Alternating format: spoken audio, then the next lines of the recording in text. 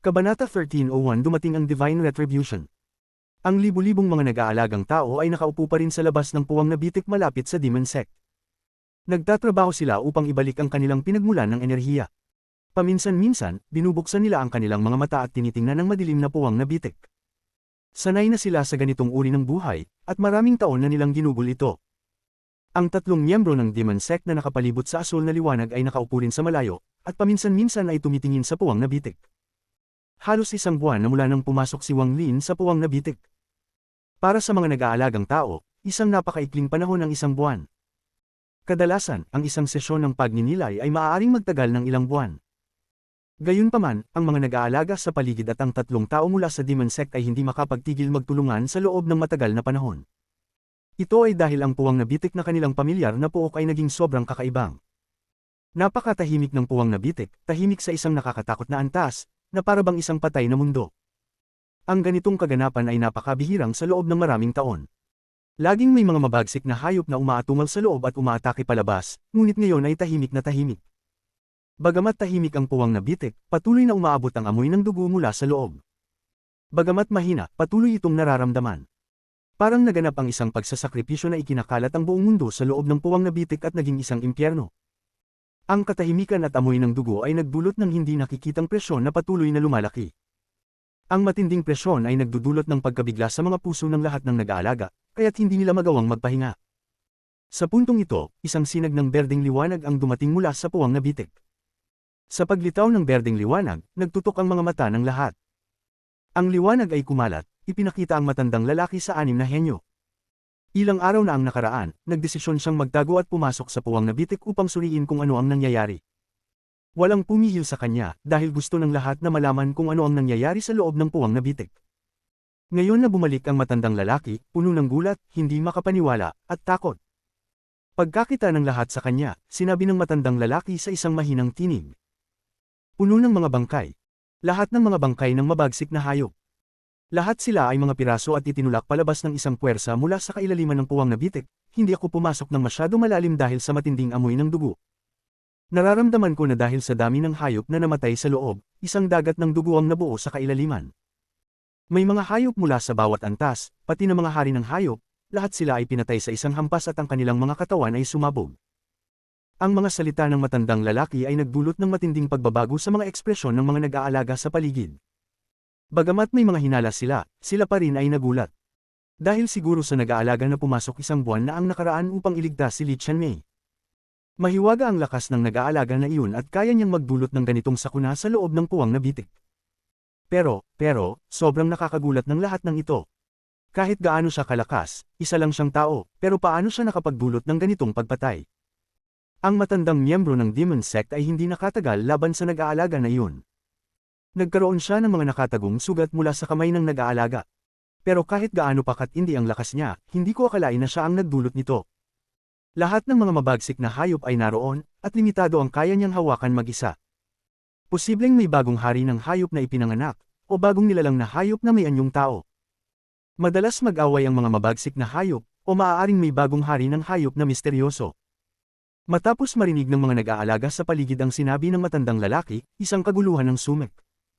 Lahat sila ay tumingin sa puwang na bitik at naging mas alerto. Ang tatlong miyembro mula sa Demon Sect ay may seryosong ekspresyon. Isa sa kanila ay kumuha ng isang jade upang magulat sa Demon Sect, ngunit isang malaking pagbabago ang nangyari sa espasyo sa labas ng puwang na bitik. Dahil sa maliwanag na nebula na nagbigay liwanag sa madilim na espasyo, ang kaunting dilim ay hindi makakaapekto sa paningin ng mga nag-aalaga. Lahat ng bagay ay malinaw sa kanilang mga mata. Ngunit parang nagdidilim ang lahat, at isang malakas na presyon ang nagmula sa lahat ng direksyon. Ang presyon ay malakas at parang nagtipon mula sa lahat ng direksyon. Sa paglitaw nito, narinig ang tunog ng pag-crack. Parang ang espasyo mismo ay niyuyuko ng presyon na ito. Ang ilang mga nag-aalaga na may mababang antas ng lakas ay agad na nagbago ang kulay ng mukha. Ang tunog ng pagkabasag mula sa kanilang mga katawan ay parang nagsasama-sama ang kanilang mga buto. Dumudugo sila at nakaranas ng mga sugat. Ano ito? Ano ito? Ang mga ekspresyon ng libu-libong nag-aalaga ay agad na nagbago. Itinaas nila ang kanilang enerhiya upang labanan ang presyon at agad na tumingin sa itaas. Nakakita sila ng mga ulap na nagumpisang lumitaw sa espasyo sa itaas nila. Hindi dapat magpakita ang mga ulap sa espasyo, ngunit bigla silang dumating. Ang mga ulap ay kulay lila at walang hanggan. Bigla silang nagpakita at bumalot sa buong larangan ng bituin. Ang mga ulap ay patuloy na gumagalaw at nag-iipon na parang walang kontrol. Habang ang mga ulap ay nag-iipon, ang presyon ay lalong lumalakas. Ang mga malalakas na tunog mula sa loob ng mga ulap ay parang kulob na nagpapayanig sa espasyo. Parang may pumutok na bitik patungo sa ibang mundo sa loob ng mga ulap, at isang malaking pavilion ang lumitaw.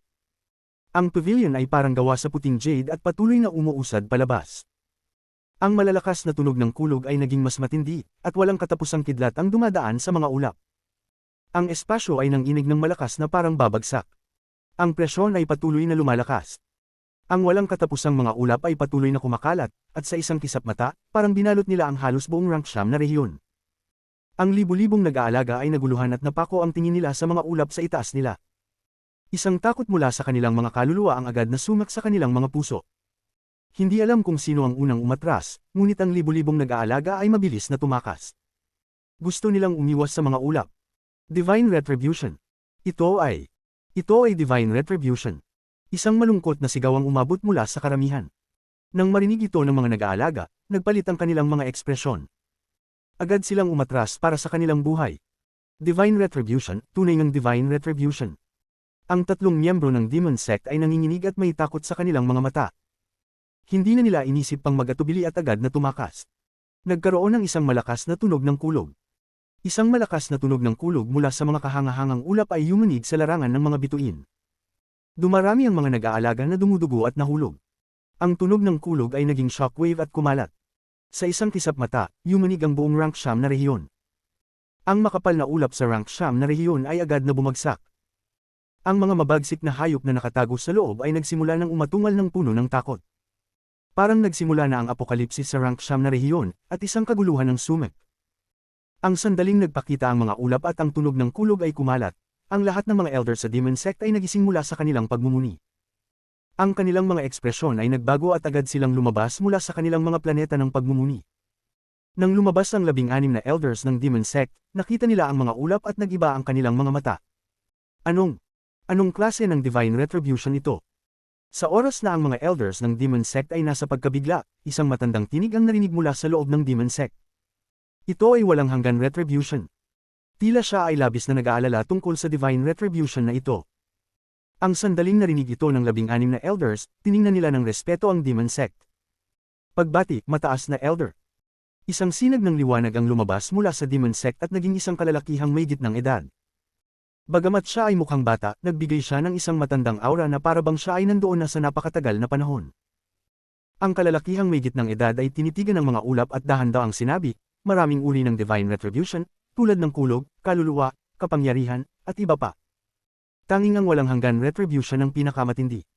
Patuloy itong nagbabago, at ang sabi-sabi ay katumbas nito ang langit mismo. Walang dad ang papatay ito. Nais ko sanang malaman kung alin sa mga nag-aalaga ang hindi inaasahang nagpasimula nito. Sinabi ng Section Master na ang lahat ng nilalang ay kailangang dumaan sa walang hanggan retribution. Hindi ko inasahan na makikita ko ang walang hanggan retribution ngayon. Buksan ang pormasayo ng sekta at hayaan ang lahat ng mga nag-aalaga na pumasok sa Demon Sect. Kung hindi, sila ay mawawasak ng walang hanggan retribution. Ang kalalakihang may gitnang edad ay titig na titig sa mga ulap at ang kanyang ekspresyon ay lalong naging seryoso. Ang kanyang mga salita ay parang isang utos. Ang 16 na elders ay nagkakalat ng kanilang mga divine senses at agad na lumipad patungo sa mga planeta ng pagmumuni. Ang mga miyembro ng Demon Sect ay lumipad at inakay ang mga nag-aalaga mula sa labanan patungo sa Demon Sect. Ang mga disipulo ng Demon Sect ay parang isang hukbong mortal. Sa sandaling magbigay ng utos, mabilis at mahusay silang kumilos. Ginamit nila ang hindi kilalang paraan upang mabilis na ipatnubay ang lahat ng mga nag-aalaga patungo sa Demon Sect. Nang walang mga nag-aalaga sa labas ng Demon Sect, inactivate ang pormasayo ng sekta. Ang sigaw nito ay malakas at parang nakikipagkumpetensya sa Divine Retribution. Agad, ang lahat ng mga planeta ng Demon Sect ay napapaligiran ng pormasayon. Wala ni isa sa aking Demon Sect na nagpasimula ng Divine Retribution, kaya walang pinsala sa sekta habang aktibo ang pormasayon. Nais kong makita kung sino ang hindi inaasahang magpasimula ng walang hanggan retribution. Ang mga mata ng matandang lalaki ay kumikislap, na parang kaya niyang punitin ang kalangitan at tingnan ng puwang na bitik. Ang mga ulap ay patuloy na kumakalat ng matindi. Sa isang maikling panahon, ganap na nilang binalot ang buong Ranksam na rehiyon. Ang kidlat at kulog ay matindi sa loob ng mga ulap at makakagulat ng anumang nag-aalaga na nakakita nito. Habang patuloy na kumalat ang mga ulap, patuloy na lumalawak ang bitik sa kabilang mundo. Nasa kalahati na ang malaking puting pavilion. Ang mataas na elder ng mga pupil ng Demon Sect ay nanliit nang makita niya ang kalahating exposed na puting pavilion sa loob ng mga ulap. Nakita niya na may isang estatwa ng isang tao na nakaupo sa harap ng pavilion, at dalawang espadang bato ang nasaksak sa lupa sa harap nito. Kabanata 13:02 Takpan ng langit gamit ang isang kamay. Ang malalakas na tunog ng kulog ay kumalampag ng parang wala ng katapusan mula sa mga ulap. Ang walang katapusang tunog ng kulog ay nagsanib at naging mas matindi pang tunog. Ang tunog ng kulog na ito ay mahirap ilarawan. Ang tunog ay malupit na kumalat sa buong kalawakan, at itinutulak ang mga ulap pabalik. Maraming mga halimaw mula sa mga ulap ang namatay dahil sa shockwave. Ang mga ligaw na kontinente ay gumuho isa-isa. Pati ang formation ng Demon Sect ay kumilos ng magaan habang nilalabanan ng lumalakas na lakas ng kulog na tila nagmula pa mula sa simula ng panahon. Ang walang bilang na mga nag-aaral sa Demon Sect ay nanginginig sa harap ng kulog na ito at hindi naglakas loob na lumaban. Parang sila ay mga langgam sa ilalim ng kapangyarihan ng langit at hindi kayang tiisin ng kahit isang hampas nito. Ganoon nga ang Divine Retribution. Ganoon nga ang Divine Retribution. Sa puntong ito, ang Divine Retribution ay nakaukit sa puso ng mga nag-aaral at lumikha ng isang marka na hindi matatanggo. Kung hindi nila kayang sirain ang markang iyon, titigil ang kanilang mga antas ng pagninilay sa puntong iyon magpakailanman. Ngunit kung makakaya nilang lampasan ito, ang kanilang mga antas ng pagninilay ay malaki ang itataas. Ang tunog ng kulog ay naging mas matindi at ang kalawakan ay nanginginig. Isang malalakas na tunog ng pagkabasag ang sumunod at ang kulog ay kumalat sa labas ng rank 9 na region. Pati ang rank 8 region ay malinaw na narinig ito. Sound Retribution. Sound Retribution. Ang malalakas na tunog ng kulog ay parang ino-echo ang mga salitang ito. Nang palitan ng kulog ang lahat ng tunog sa mundo, mga kidlat ang dama pumula sa mga ulap at tinakpan ng buong rank 9 na region. Ang mga kidlat na ito ay kulay lila at mabilis na tumagos mula sa mga ulap patungo sa spatial crack sa labas ng Demon Sect. Ang mga kidlat na lila ay pinalitan ng lahat ng bagay sa langit at nakakuha ng atensyon ng lahat ng mga nag-aaral sa rank 9 na region. Sobrang dami ng kidlat, sobrang tindi ng kulog, at ang mga pag-angal ay parang gumugulo sa kalangitan. Habang ang walang katapusang mga kidlat na lila ay tumama, para silang mabilis na tumawid sa walang katapusang distansya sa isang saglit.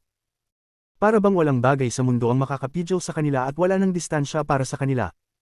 Sa isang saglit, ang mga walang katapusang lila na kidlat na tumusok sa mga ulap ay binalot ang buong rank 9 na region. Nabuo nila ang isang malaking lambat sa paligid ng spatial crack at nag-condense ng isang malaking kidlat na may habang 10,000 talampakan. Rumble, rumble, rumble, rumble. Ang kulog ay tumama patungo sa spatial crack. Dala nito ang hanggaring sirain ng lahat habang bumababa. Ang kidlat na ito ay nakakuha ng atensyon ng lahat ng mga nag-aaral. Ang kanilang mga isip ay naging blanko, at ang tanging naiisip nila ay ang hindi maipaliwanag na kulog ng Divine Retribution. Ang kidlat na ito ay parang hindi kayang pigilin o labanan ng anumang buhay na nilalang. Nang ito ay damapo sa spatial crack, isang pulang figure ang lumabas. Nang lumitaw ang figure, isang mabagsik na amoy ng dugo ang sumunod. Ang dugo ay mula sa mga damit nito at ang kanyang aura. Para bang marami na siyang pinatay sa loob ng spatial crack at ang amoy ng dugo ay nakapalibot sa kanya. Lumitaw siya nang damapo ang kidlat. Masyadong mabilis at agad na lumapit. Para bang sisirain nito ang taong iyon at gawing abos siya mula sa kanyang mundo. Ang pulang figure ay si Wang Lin. Sa sandaling lumapit ang kidlat, ang kanang kamay ni Wang Lin ay itinaguyod si Li Qianmei at ang kaliwang kamay ay itinulak ang kidlat. Isang tao na may isang kamay at dalawang malamlam na mata ay tila tinakpan ng kalangitan. Nang siya ay lumabas mula sa crack, para bang hamon na siya sa langit at sa Divine Retribution. Rumble, rumble, rumble, rumble. Ang kulog at ang kamay ni Wang Lin ay nagbanggaan, na nagdulot ng mas malupit na tunog. Ang kalawakan sa paligid ni Wang Lin ay gumuho at ang spatial crack sa likod niya ay punit-punit. Ang katawan niya ay nanginginig at ang kaliwang kamay niya ay kaunting gumalaw. Gayunpaman, nanatiling neutral ang kanyang ekspresyon, at walang awang pinig. Ang Divine Retribution Thunder ay walang silbi laban sa akin. Habang pinipiga niya, ang isang malalakas na tunog ng kulog ay kumalampag at ang kulog ay parang nagsisigaw. Isang hindi inaasahang kalooban ang dumaan mula sa kaliwang kamay ni Wang Lin. Ipagsasabayan niyang labanan ng kontrol ng kulog mula sa langit. Habang ang malalakas na tunog ng kulog ay patuloy na umuukit, ang dalawang kalooban sa loob ng kulog ay nagbanggaan. Ang kulog ay biglang sumabog at ang walang katapusang mga lila na kidlat ay kumalat kasama si Wang Lin bilang gitna. Sa isang saglit parang ang buong mundo ay naging isang ilalim ng kulog. Patuloy ang mga tunog. Bagamat bumagsak ang kulog, hindi tulad ng dati si Wang Lin. Hindi lamang niya nais na labanan ang Sound Divine Retribution, kundi sirain ang Divine Retribution ng buo. Ang kanang kamay niya ay kinuha si Li Qianmei at isinuwing siya pabalik na nakatapak sa kanyang likod. Ang kanyang pinagmulan ng enerhiya ay bumuo ng mga lubid at tinali sila.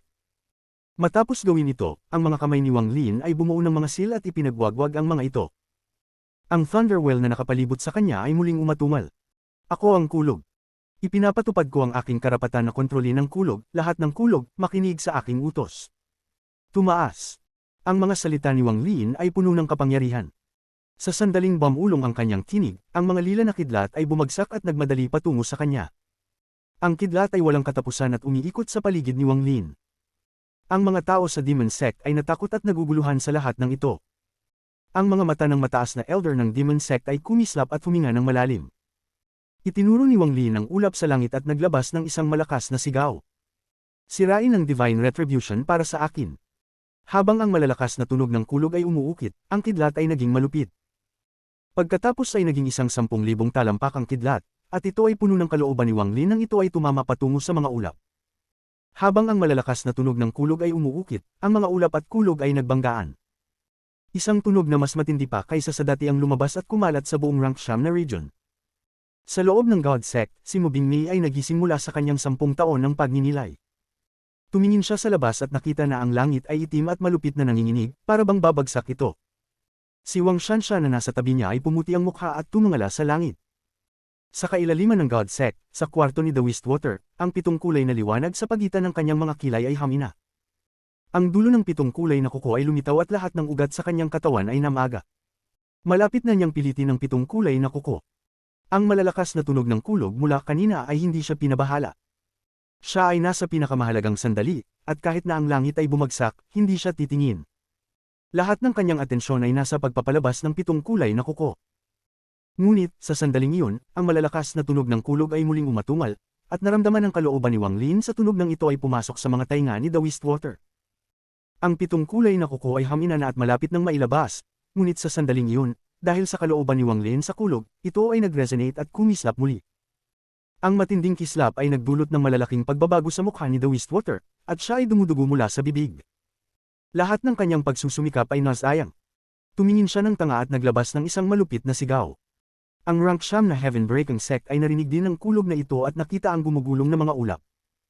Agad nilang binuksan ang Sect Protection Formation.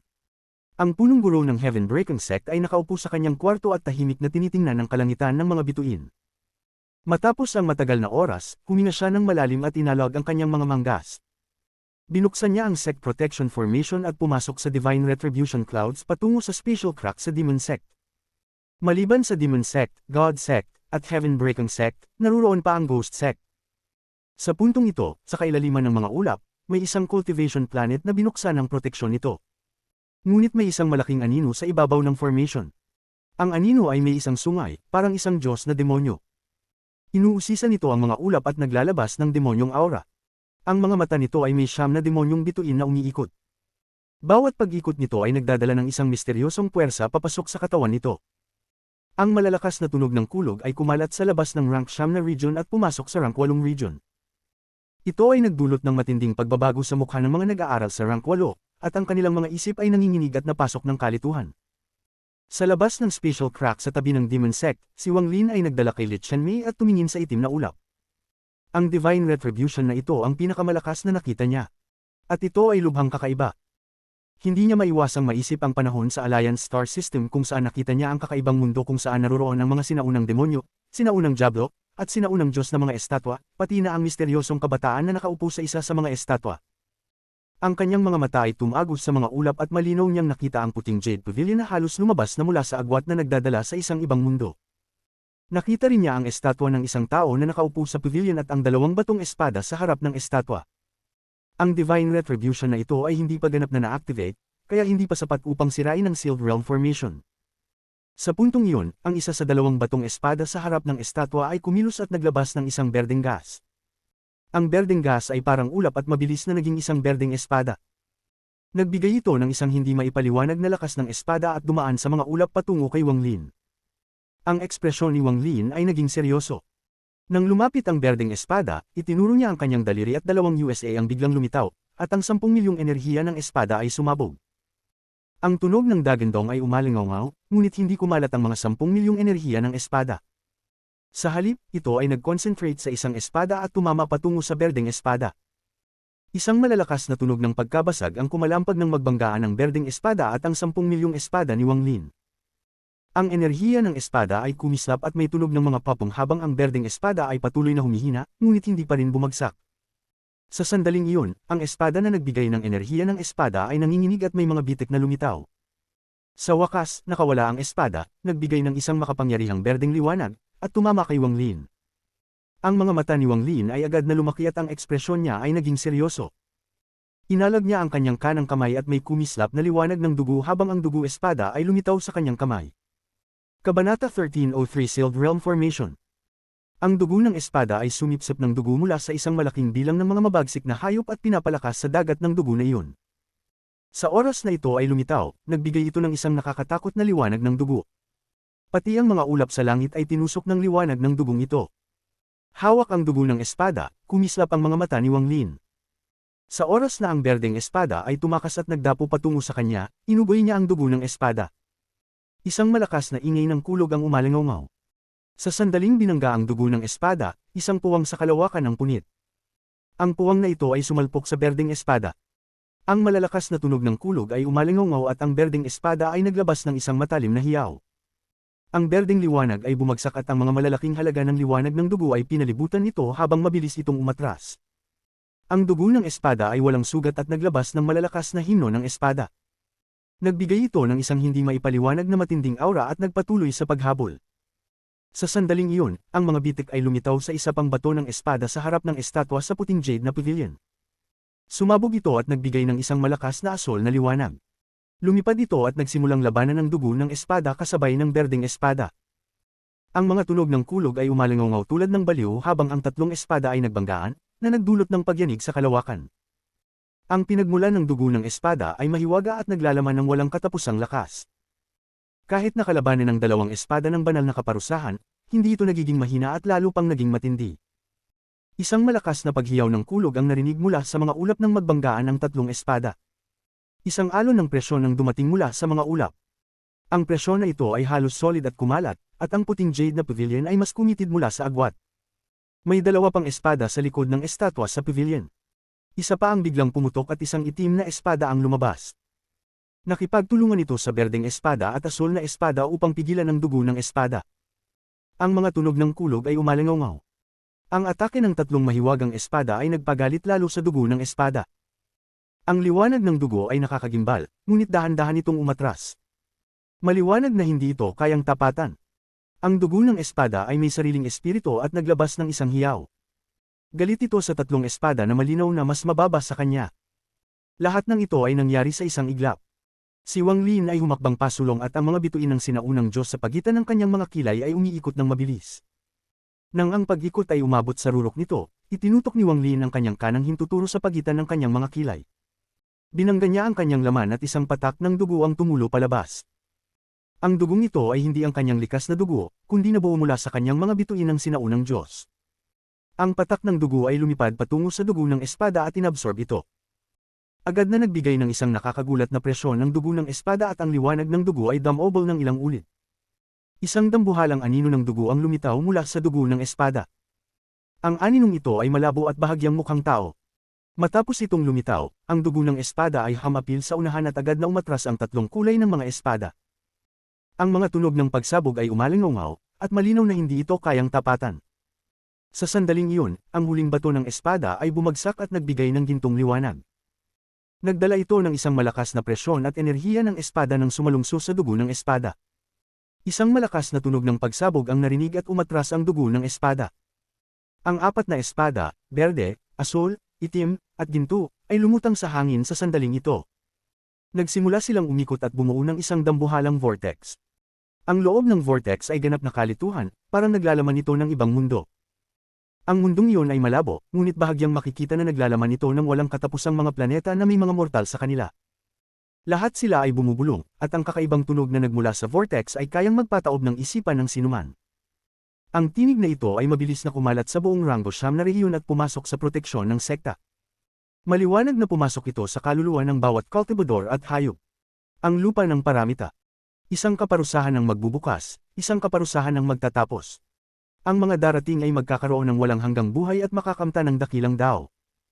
Maaari nilang alisin ang lahat ng sakit at pagdurusa at maging aking disipulo. Pumasok sa aking lupa ng paramita at maaari kang maging karangalan ng langit, higit sa lahat, at makamta ng langit na dao. Pumasok sa aking lupa ng paramita at ang mga patay mong mahal sa buhay ay maaaring mabuhay muli at mamuhay magpakailanman. Mabubuhay ka ng matiwasay at makamta ng tunay na dao. Pumasok sa aking lupa ng paramita at ang iyong cycle ng reincarnation ay babagsak. Wala ng buhay at kamatayan. Pumasok sa aking lupa ng paramita at ang iyong puso ay magiging buo at ang iyong isipan ay susunod. Isang tinig na puno ng presyon ang nagmula sa mundo sa loob ng vortex. Ang tinig na ito ay makapangyarihan, at sa isang dahilan, pakiramdam ng sinuman ay may init at pagtitiwala patungo dito. Ang libu-libong cultivador na pumasok sa Demon Sect upang maiwasan ang banal na kaparusahan ay agad na naguluhan. Ang mga mata ng isang kabataan ay naging malabo at pinalitan ng vortex. Masaya siya at ngumiti. Ang ngiting ito ay sobrang kakaiba. Sa isang iglap, ang liwanag ay pumulibot sa kanya at siya ay nawala. Sa sandaling siya ay nawala, ang daan-daang iba pang cultivador sa paligid ay nagpakita ng parehong kakaibang ngiti. Ang liwanag ay pumulibot sa kanila at isa-isa silang nawala. Ito ang walang hangganang kaparusahan ng paramita summon. Itoon ang inyong isipan, kung hindi ay magiging hindi matatag ang inyong mga puso sa dao at kayo ay tatawagan sa mundo sa loob ng vortex. Ang mataas na elder ng Demon Sect ay nakatingin sa vortex sa labas ng formation, at ang kanyang ekspresyon ay labis na seryoso. Ang kanyang tinig ay parang kulog, at umalingaw ito sa buong Demon Sect. Binungon nito ang lahat ng cultivador sa Demon Sect na naalimpungatan. Ngunit sa sandaling magising sila, pumasok sila muli sa isang daze. Ang mga nawala ay hindi lamang mga tao ng Demon Sect. Ang Ghost Sect, God Sect, Heaven Breaking Sect, at mga mabagsik na hayop sa hamog ay may mga tao ring nawawala. Ang dugo ng espada ay pumulibot kay Wang Lin. Tumangala siya sa vortex na ginawa ng 4 na espada. Ang kakaibang tinig ay pumasok din sa kanyang isipan, at dahil siya ang nagtitiis ng tunog ng banal na kaparusahan, mas malinaw ito sa kanya kaysa sa iba. Ngunit ang tinig sa kanyang mga tainga ay hindi luma, kundi patuloy na nagbabago. Minsan ito ay ang kanyang ina at ama, minsan si Limuan at Wang Ping, minsan ay ang matandang Vermilion Bird Divine Emperor.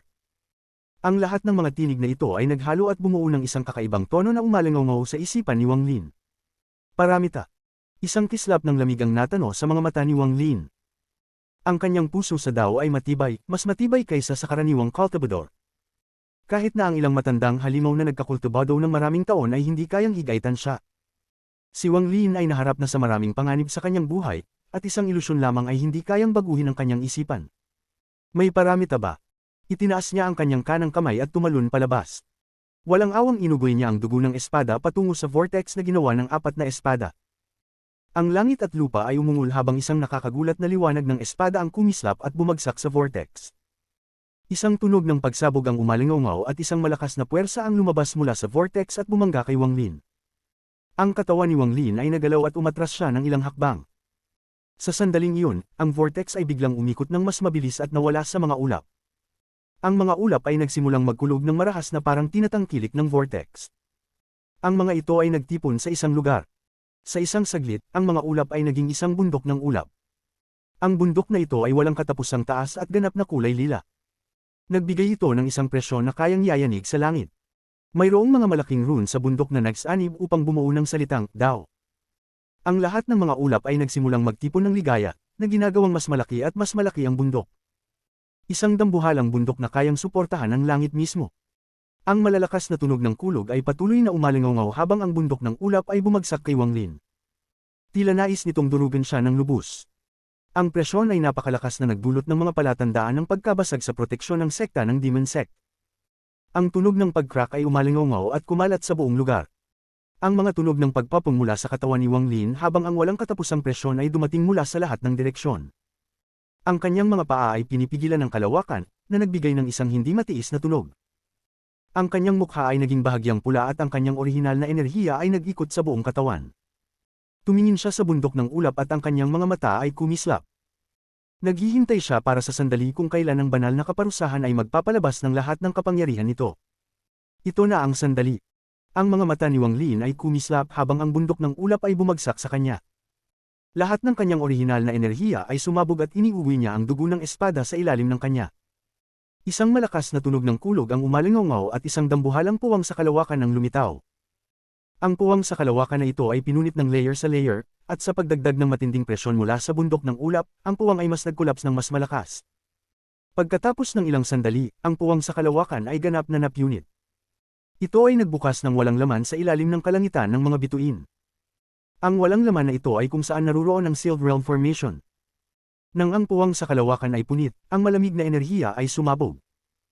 Ang katawan ni Wang Lin ay pumasok sa puwang at sa walang laman. Ang bundok ng ulap ay nakalock na kay Wang Lin at bumagsak. Ang puwang ay punit na muli at pumasok ang bundok ng ulap. Pagpasok ni Wang Lin at ng ulap sa walang laman, isang istruktura na parang lambat ang lumitaw. Nagbigay ito ng isang makapangyarihang aura na humadlang sa lahat ng buhay mula sa pagpasok. Ang mga mata ni Wang Lin ay nagbigay ng kakaibang liwanag at mabilis niyang nilapitan ng lambat. Ang kanyang mga kamay ay bumuo ng isang seal at isang malaking halaga ng mga seal ang bumagsak sa kanyang katawan. Sa sandaling ito, ang bundok ng ulap ay humahabol at bumagsak sa katawan ni Wang Lin. Biglang itinataas ni Wang Lin ang kanyang mga braso na parabang siya ay sumusuporta sa bundok, pagkatapos ay isang hindi maipaliwanag na paghiyaw ang umalingaw. Ang katawan ni Wang Lin ay nag-alog at siya ay umubo ng dugo habang inililipat niya ang puwersa sa Sealed Realm Formation. Ang buong walang laman na lugar ay biglang lumiwanag at ipinakita ang lambat. Ang lambat na ito ay walang hanggan, at imposibleng makita kung saan ito nagtatapos. Pinalibutan nito ang buong Inner Realm, at sa loob ng mga hindi mabilang na taon, kahit gaano pa man pinilit ng mga cultivador ng Inner Realm, hindi nila kayang masira ang formation sa malawak na sukat upang payagan ng mga tao na pumasok sa Outer Realm. Tanging ang ilang kamangha-manghang mga individual lamang ang nakagawa ng paglabas gamit ang kanilang malakas na cultivation. Gayunpaman, sa buong panahon, wala ni isa mang naglakas loob na gamitin ang kapangyarihan ng banal na kaparusahan upang masira ang Sealed Realm Formation. Si Wang Lin ang kauna-unahang nagawa ito. Kabanata 13049 Palaces, 8 Diagrams. Ang bundok ng ulap ay parang isang belo ng ulap na pumapalibot sa kumikislap na Sealed Realm Formation at pinipilit si Wang Lin. Ang mga malalakas na tunog ng kulog ay umalingaw at ang mukha ni Wang Lin ay naging mas mapatla, ngunit hindi nagbago ang kanyang ekspresyon. Nakatingin siya sa bundok ng ulap habang nakasandal sa formation, nananatiling hindi gumagalaw. Nakita ko na ang kapangyarihan ng banal na kaparusahan ng maraming beses at nakaligtas ako sa lahat ng ito. Ang banal na kaparusahan ngayon ay kakaiba, ngunit hindi pa rin ito kayang wasakin ako. Ang aking puso sa Dao ay hindi masisira, kaya't ang aking isipan ay hindi mamamatay. Ang aking katawan ay matatag tulad ng bundok Tai, at hindi kahit ang langit ang makakapidyo sa akin upang tapusin ang aking Dao. Ang boses ni Wang Lin ay kalmado at mabagal. Binuo ng kanyang mga kamay ang isang seal at ang dugo ng espada ay umiikot sa kanya, naglalabas ng malalakas na sigaw habang ginagawa ito. Ang liwanag ng dugo ay pumulibot kay Wang Lin. Ang bundok ng ulap ay umungol habang pinipilit siyang durugan, at iniwas ni Wang Lin ang kanyang kamay. Isang anino ng sinaunang Diyos ang lumitaw sa paligid niya, at sabay na ginawa ng kanyang kanang kamay ang isang kamao at binangga ang bundok. Ang kanyang kaliwang kamay ay dumampi sa Sealed Realm Formation. Ang anino ng sinaunang Diyos ay gumalaw kasama siya. Ang kanyang kanang kamay ay sumuntok sa bumabagsak na bundok ng ulap. Ang presyon mula sa bundok ng ulap ay bumagsak at nakipagbanggaan sa kapangyarihan ng sinaunang Diyos. Isang kalunos-lunos na tunog ng pagsabog ang umalingaw habang sumabog ang nakakasirang lakas sa anino ng sinaunang Diyos. Pagkatapos ay naipasa ito sa kaliwang kamay ng sinaunang Diyos at pumasok sa Sealed Realm Formation. Ang mga tunog ng kulog ay patuloy na umalingaw, at ang Sealed Realm Formation ay kumislap ng malakas.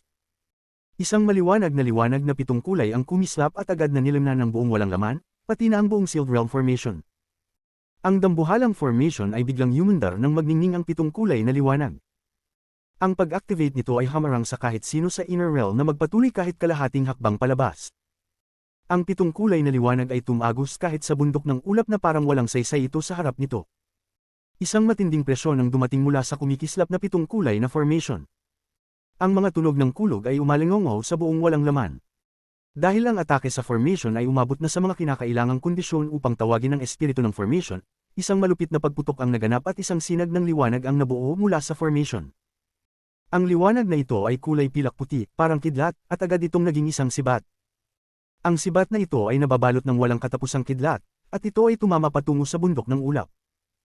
Ang kidlat ay nakapalibot sa sibat at ang mga tunog ng pop ay umalingaw. Ang sibat ay naglalaman ng nakakagulat na lakas at parang isang kidlat na tumchuan sa bundok ng ulap. Ang bundok ng ulap ay nayanig at bumagsak. Ang mga ulap ay naitulak pabalik, na nagpapakita sa apat na umiikot na espada. Ang katawan ni Wang Lin ay nakaramdam ng labis na hindi komportable. Matapos mailipat ang atake sa formation, siya ay nasaktan. Umubo siya ng dugo, ngunit nanatili ang kanyang mga mata na matatag. Malamig niyang tinanaw ang pag-atake ng formation at ng banal na kaparusahan sa isa't isa. Hindi siya pabor sa alinman sa Sealed Realm Formation o ang banal na kaparusahan. Naalala pa niya ang kanyang nakita sa loob ng Seven-Colored Realm. Sa buong panahon, ang Sealed Realm Formation ay kontaminado ng dugo ng maraming Sealed Realm Cultivator. Hanggang ngayon, naririnig pa ni Wang Lin ang kanilang mga hindi makatarungang mga sigaw. Huwag mong gawing ganito. Huwag mong gawing ganito. Darating ang araw na ang mga susunod na henerasyon ng mga cultivador ay babasagin ang formation na ito at magpapahina sa lahat ng mga dayuhang nilalang. Ang mga ilog ng dugo ay magbubuhos sa inyong outer realm. Ang unang beses na narinig niya ang boses na ito ay nag-apoy sa dugo ni Wang Lin at nagpasik ng kanyang puot. Pagkatapos ng lahat, siya ay ipinanganak sa Sealed Realm at ang Sealed Realm ang kanyang tahanan.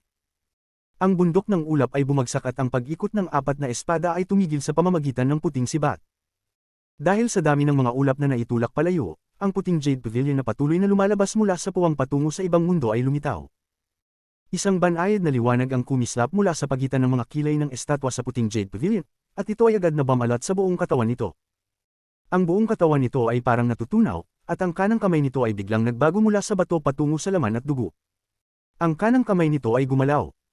Itinaas ng estatwa ang kanyang kanang kamay at maingat na pinindot ang bitik na patungo sa walang laman kung saan naruroon ang Realm Sealing Formation. 9 Palaces, Infinite, habang ang isang malabo na boses ay umalangaw, pinindot ng kanang kamay ng estatwa ang formation. Ang apat na espada sa loob ng walang laman ay agad na bumalik kasabay ng mga bumagsak na ulap. Ang mga ulap na ito ay pumulibot sa estatwa, bumuo ng isang dambuhalang vortex. Ang apat na espada ay umikot sa loob, na nagiging sanhi ng vortex na lumaki. Habang ang malabong boses ay patuloy na umalingaw, ang agwat na kinaroroonan ng puting Jade Pavilion ay biglang punit at ipinakita ang mundong nasa loob. Sa loob ng agwat, may 9 na magkakaparehong planeta, na bumuo ng isang formation na nagbigay ng kapangyarihan ng Ancient Celestial Realm. Heaven Palace, Water Palace, Mountain Palace, Thunder Palace, Center Palace, Fire Palace, Wind Palace, Earth Palace, Swamp Palace. Iba't ibang mga gintong rune ang lumitaw sa bawat planeta, na nagbigay ng isang hindi mailarawang aura. Nang lumitaw ang 9 na planeta, sila ay umungol at mabilis na lumabas mula sa agwat. Sila ay kumonti at lumiliit, hanggang sa tumagos patungo sa walang laman. Tumagos sila sa bitik at pumasok sa walang laman kung saan naruroon ang Sealed Realm Formation. Umiikot sila habang bumabagsak patungo kay Wang Lin. Celestial Sealing 9 Palaces. Kasabay nito, 9 na puting tuldok ang lumitaw sa katawan ni Wang Lin. Ang mga 9 na tuldok na ito ay ang 9 na pangunahing intersections ng daloy ng dugo. Kapag ang 9 na tuldok ay nagsanib, nakakonekta nito ang buong katawan niya. Kapag dumating na ang 9 na palasyo, ang 9 na tuldok ay nagbigay ng hindi matitiis na sakit. Para bang 9 na pako ang tumagos sa kanyang katawan. Sapat na ito upang magpadala sa kanya sa kabaliwan. Ang katawan ni Wang Lin ay nayanig at humagulgol siya habang nakatingin sa 9 na palasyo. Ang sakit ay lalong tumaas. Ngunit, ang sakit na ito ay nagpasik sa kanyang matibay na kalooban. Isa siyang cultivador na palaging lumalaban sa langit. Hindi siya pinayagan ng langit na yumuko at hindi siya pinapapaniwala ng kapalaran, lalo na ng banal na kaparusahan na ito. Mula nang pinili niyang maging isang cultivador na lumalaban sa langit, siya ay nakatakdang labanan ang langit at magsikap laban sa kapalaran. Sa sandaling iyon, mga tunog ng pop ang nangyari mula sa katawan ni Wang Lin, at ang kanyang katawan ay lumaki.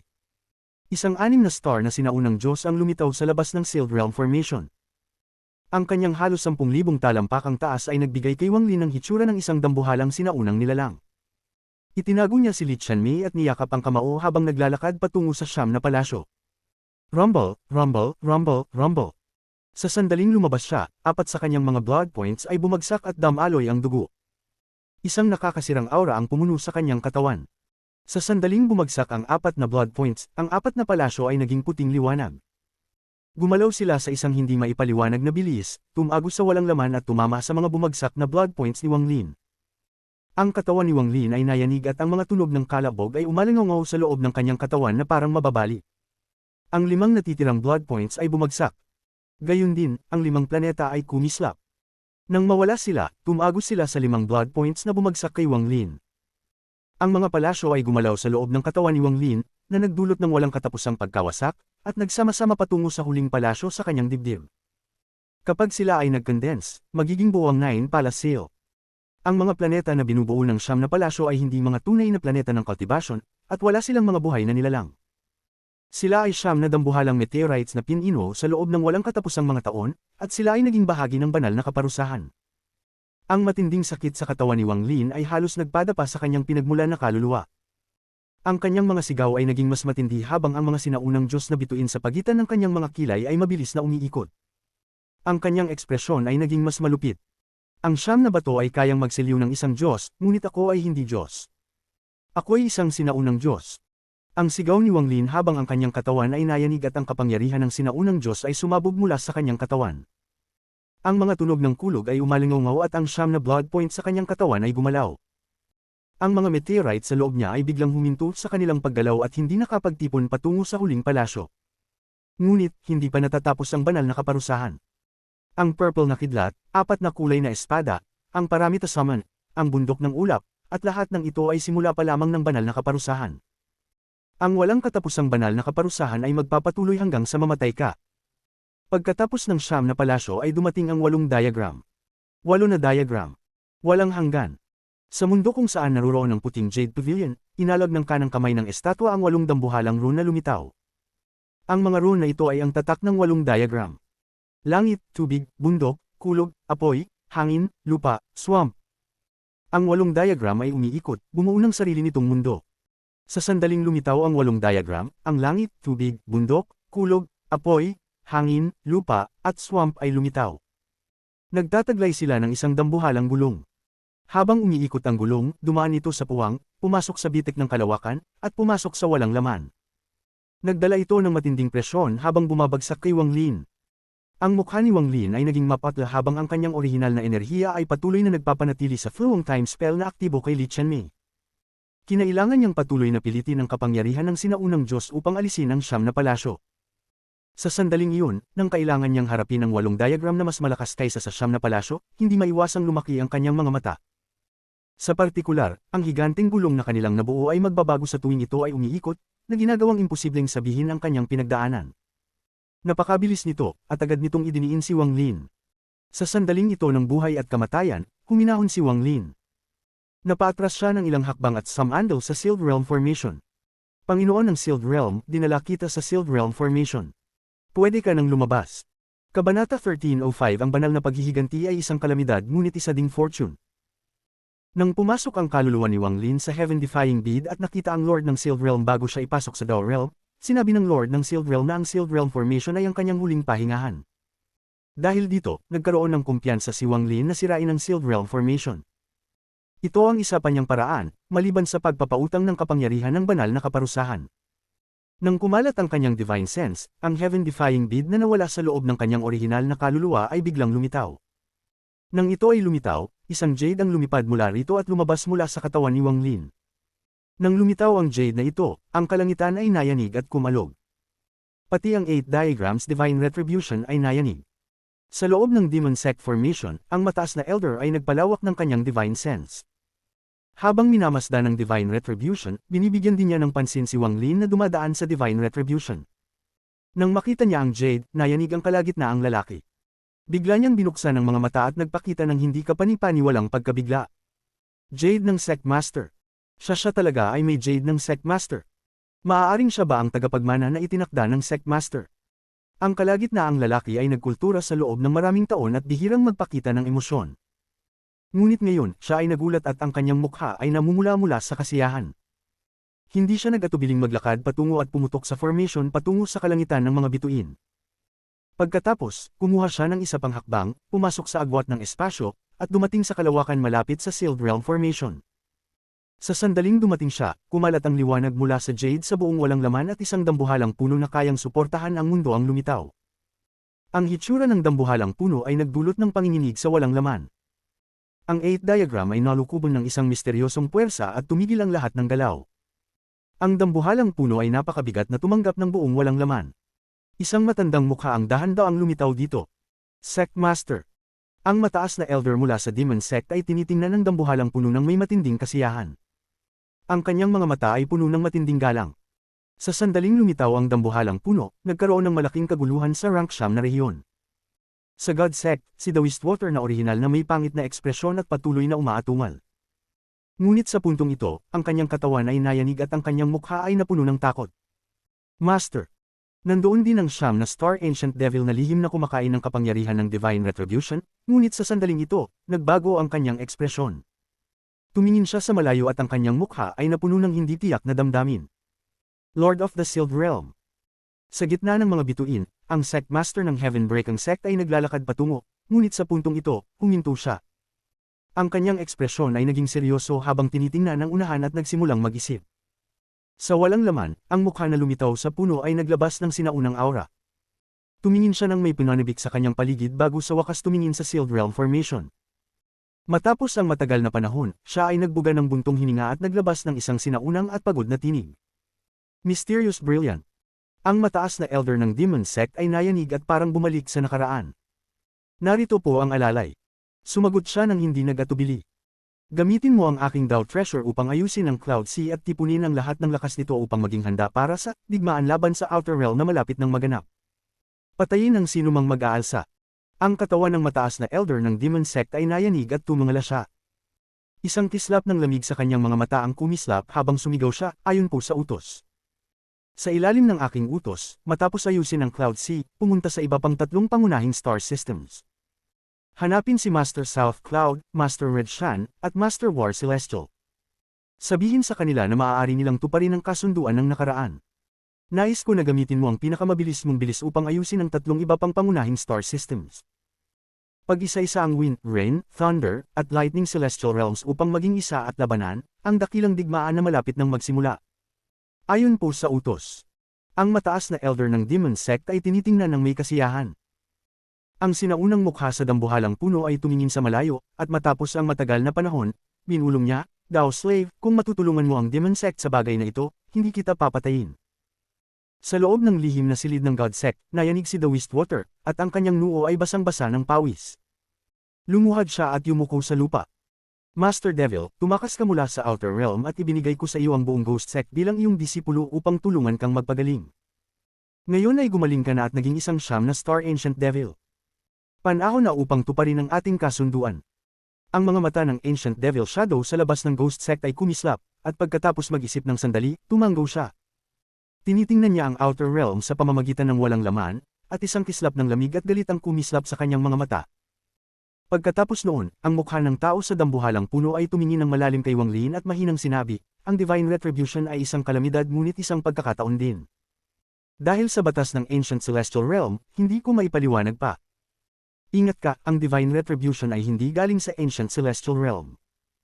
Pati ang Celestial Emperor ay may kanya-kanyang Divine Retribution. Ang Divine Retribution ay nanggaling sa Primal Times, mula nang magsimula ang mundo, mula sa patay na Heavenly Dao. Ang Divine Retribution na iyong kinakaharap ay isang maliit na retribution lamang, hindi ang malaking retribution, o ang G-Retribution na kayang magwasak ng lahat ng buhay. Habang nagsasalita, ang kanyang mga mata ay dahan-daang napanglaw at ang dambuhalang puno ay bumagsak, nawawala sa walang laman. Ang Jade ay naging isang kristal na liwanag at nahulog sa Sealed Realm Formation. Ang Sealed Realm Formation ay kumislap ng maliwanag at nayanig. Ang mga espiritu ng kayamanan ay lumitaw isa-isa na parabang tinatangkang labanan ng liwanag na ito. Ngunit, ang kapangyarihan sa loob ng Jade ay sobrang kakaiba. Dahan-dahan itong naging walang katapusang berdeng mga sinulid na kumalat sa buong dambuhalang formation bago unti-unting nawala. Sa sandaling nawala ang berdeng mga sinulid, ang 8 diagrams na nakatigil sa area ay umungal at muling gumalaw patungo kay Wang Lin. Ang Divine Retribution ay isang kalamidad ngunit isang pagkakataon din, ang Heaven's G Divine Retribution, G-Retribution, G-Realm.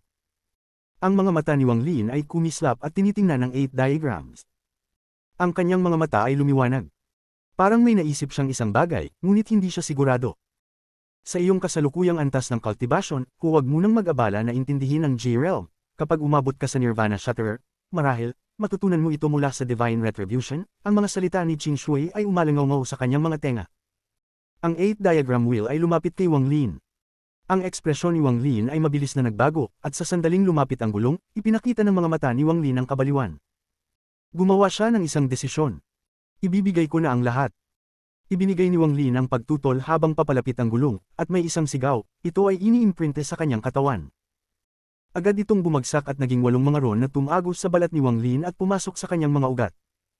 Ang 8 diagrams ay naglalaman ng langit at lupa, kaya bumuo sila ng kanilang sariling mundo. Nang maimprinta sa katawan ni Wang Lin, naging isang malakas na puwersa ito na halos mag-collapse ang katawan ni Wang Lin. Damyugo siya at ang 8 diagrams ay tumugma sa 9 palaces upang bumuo ng isang hindi mailarawang selyo. Sinimulan nilang sirain ang katawan ni Wang Lin mula sa loob.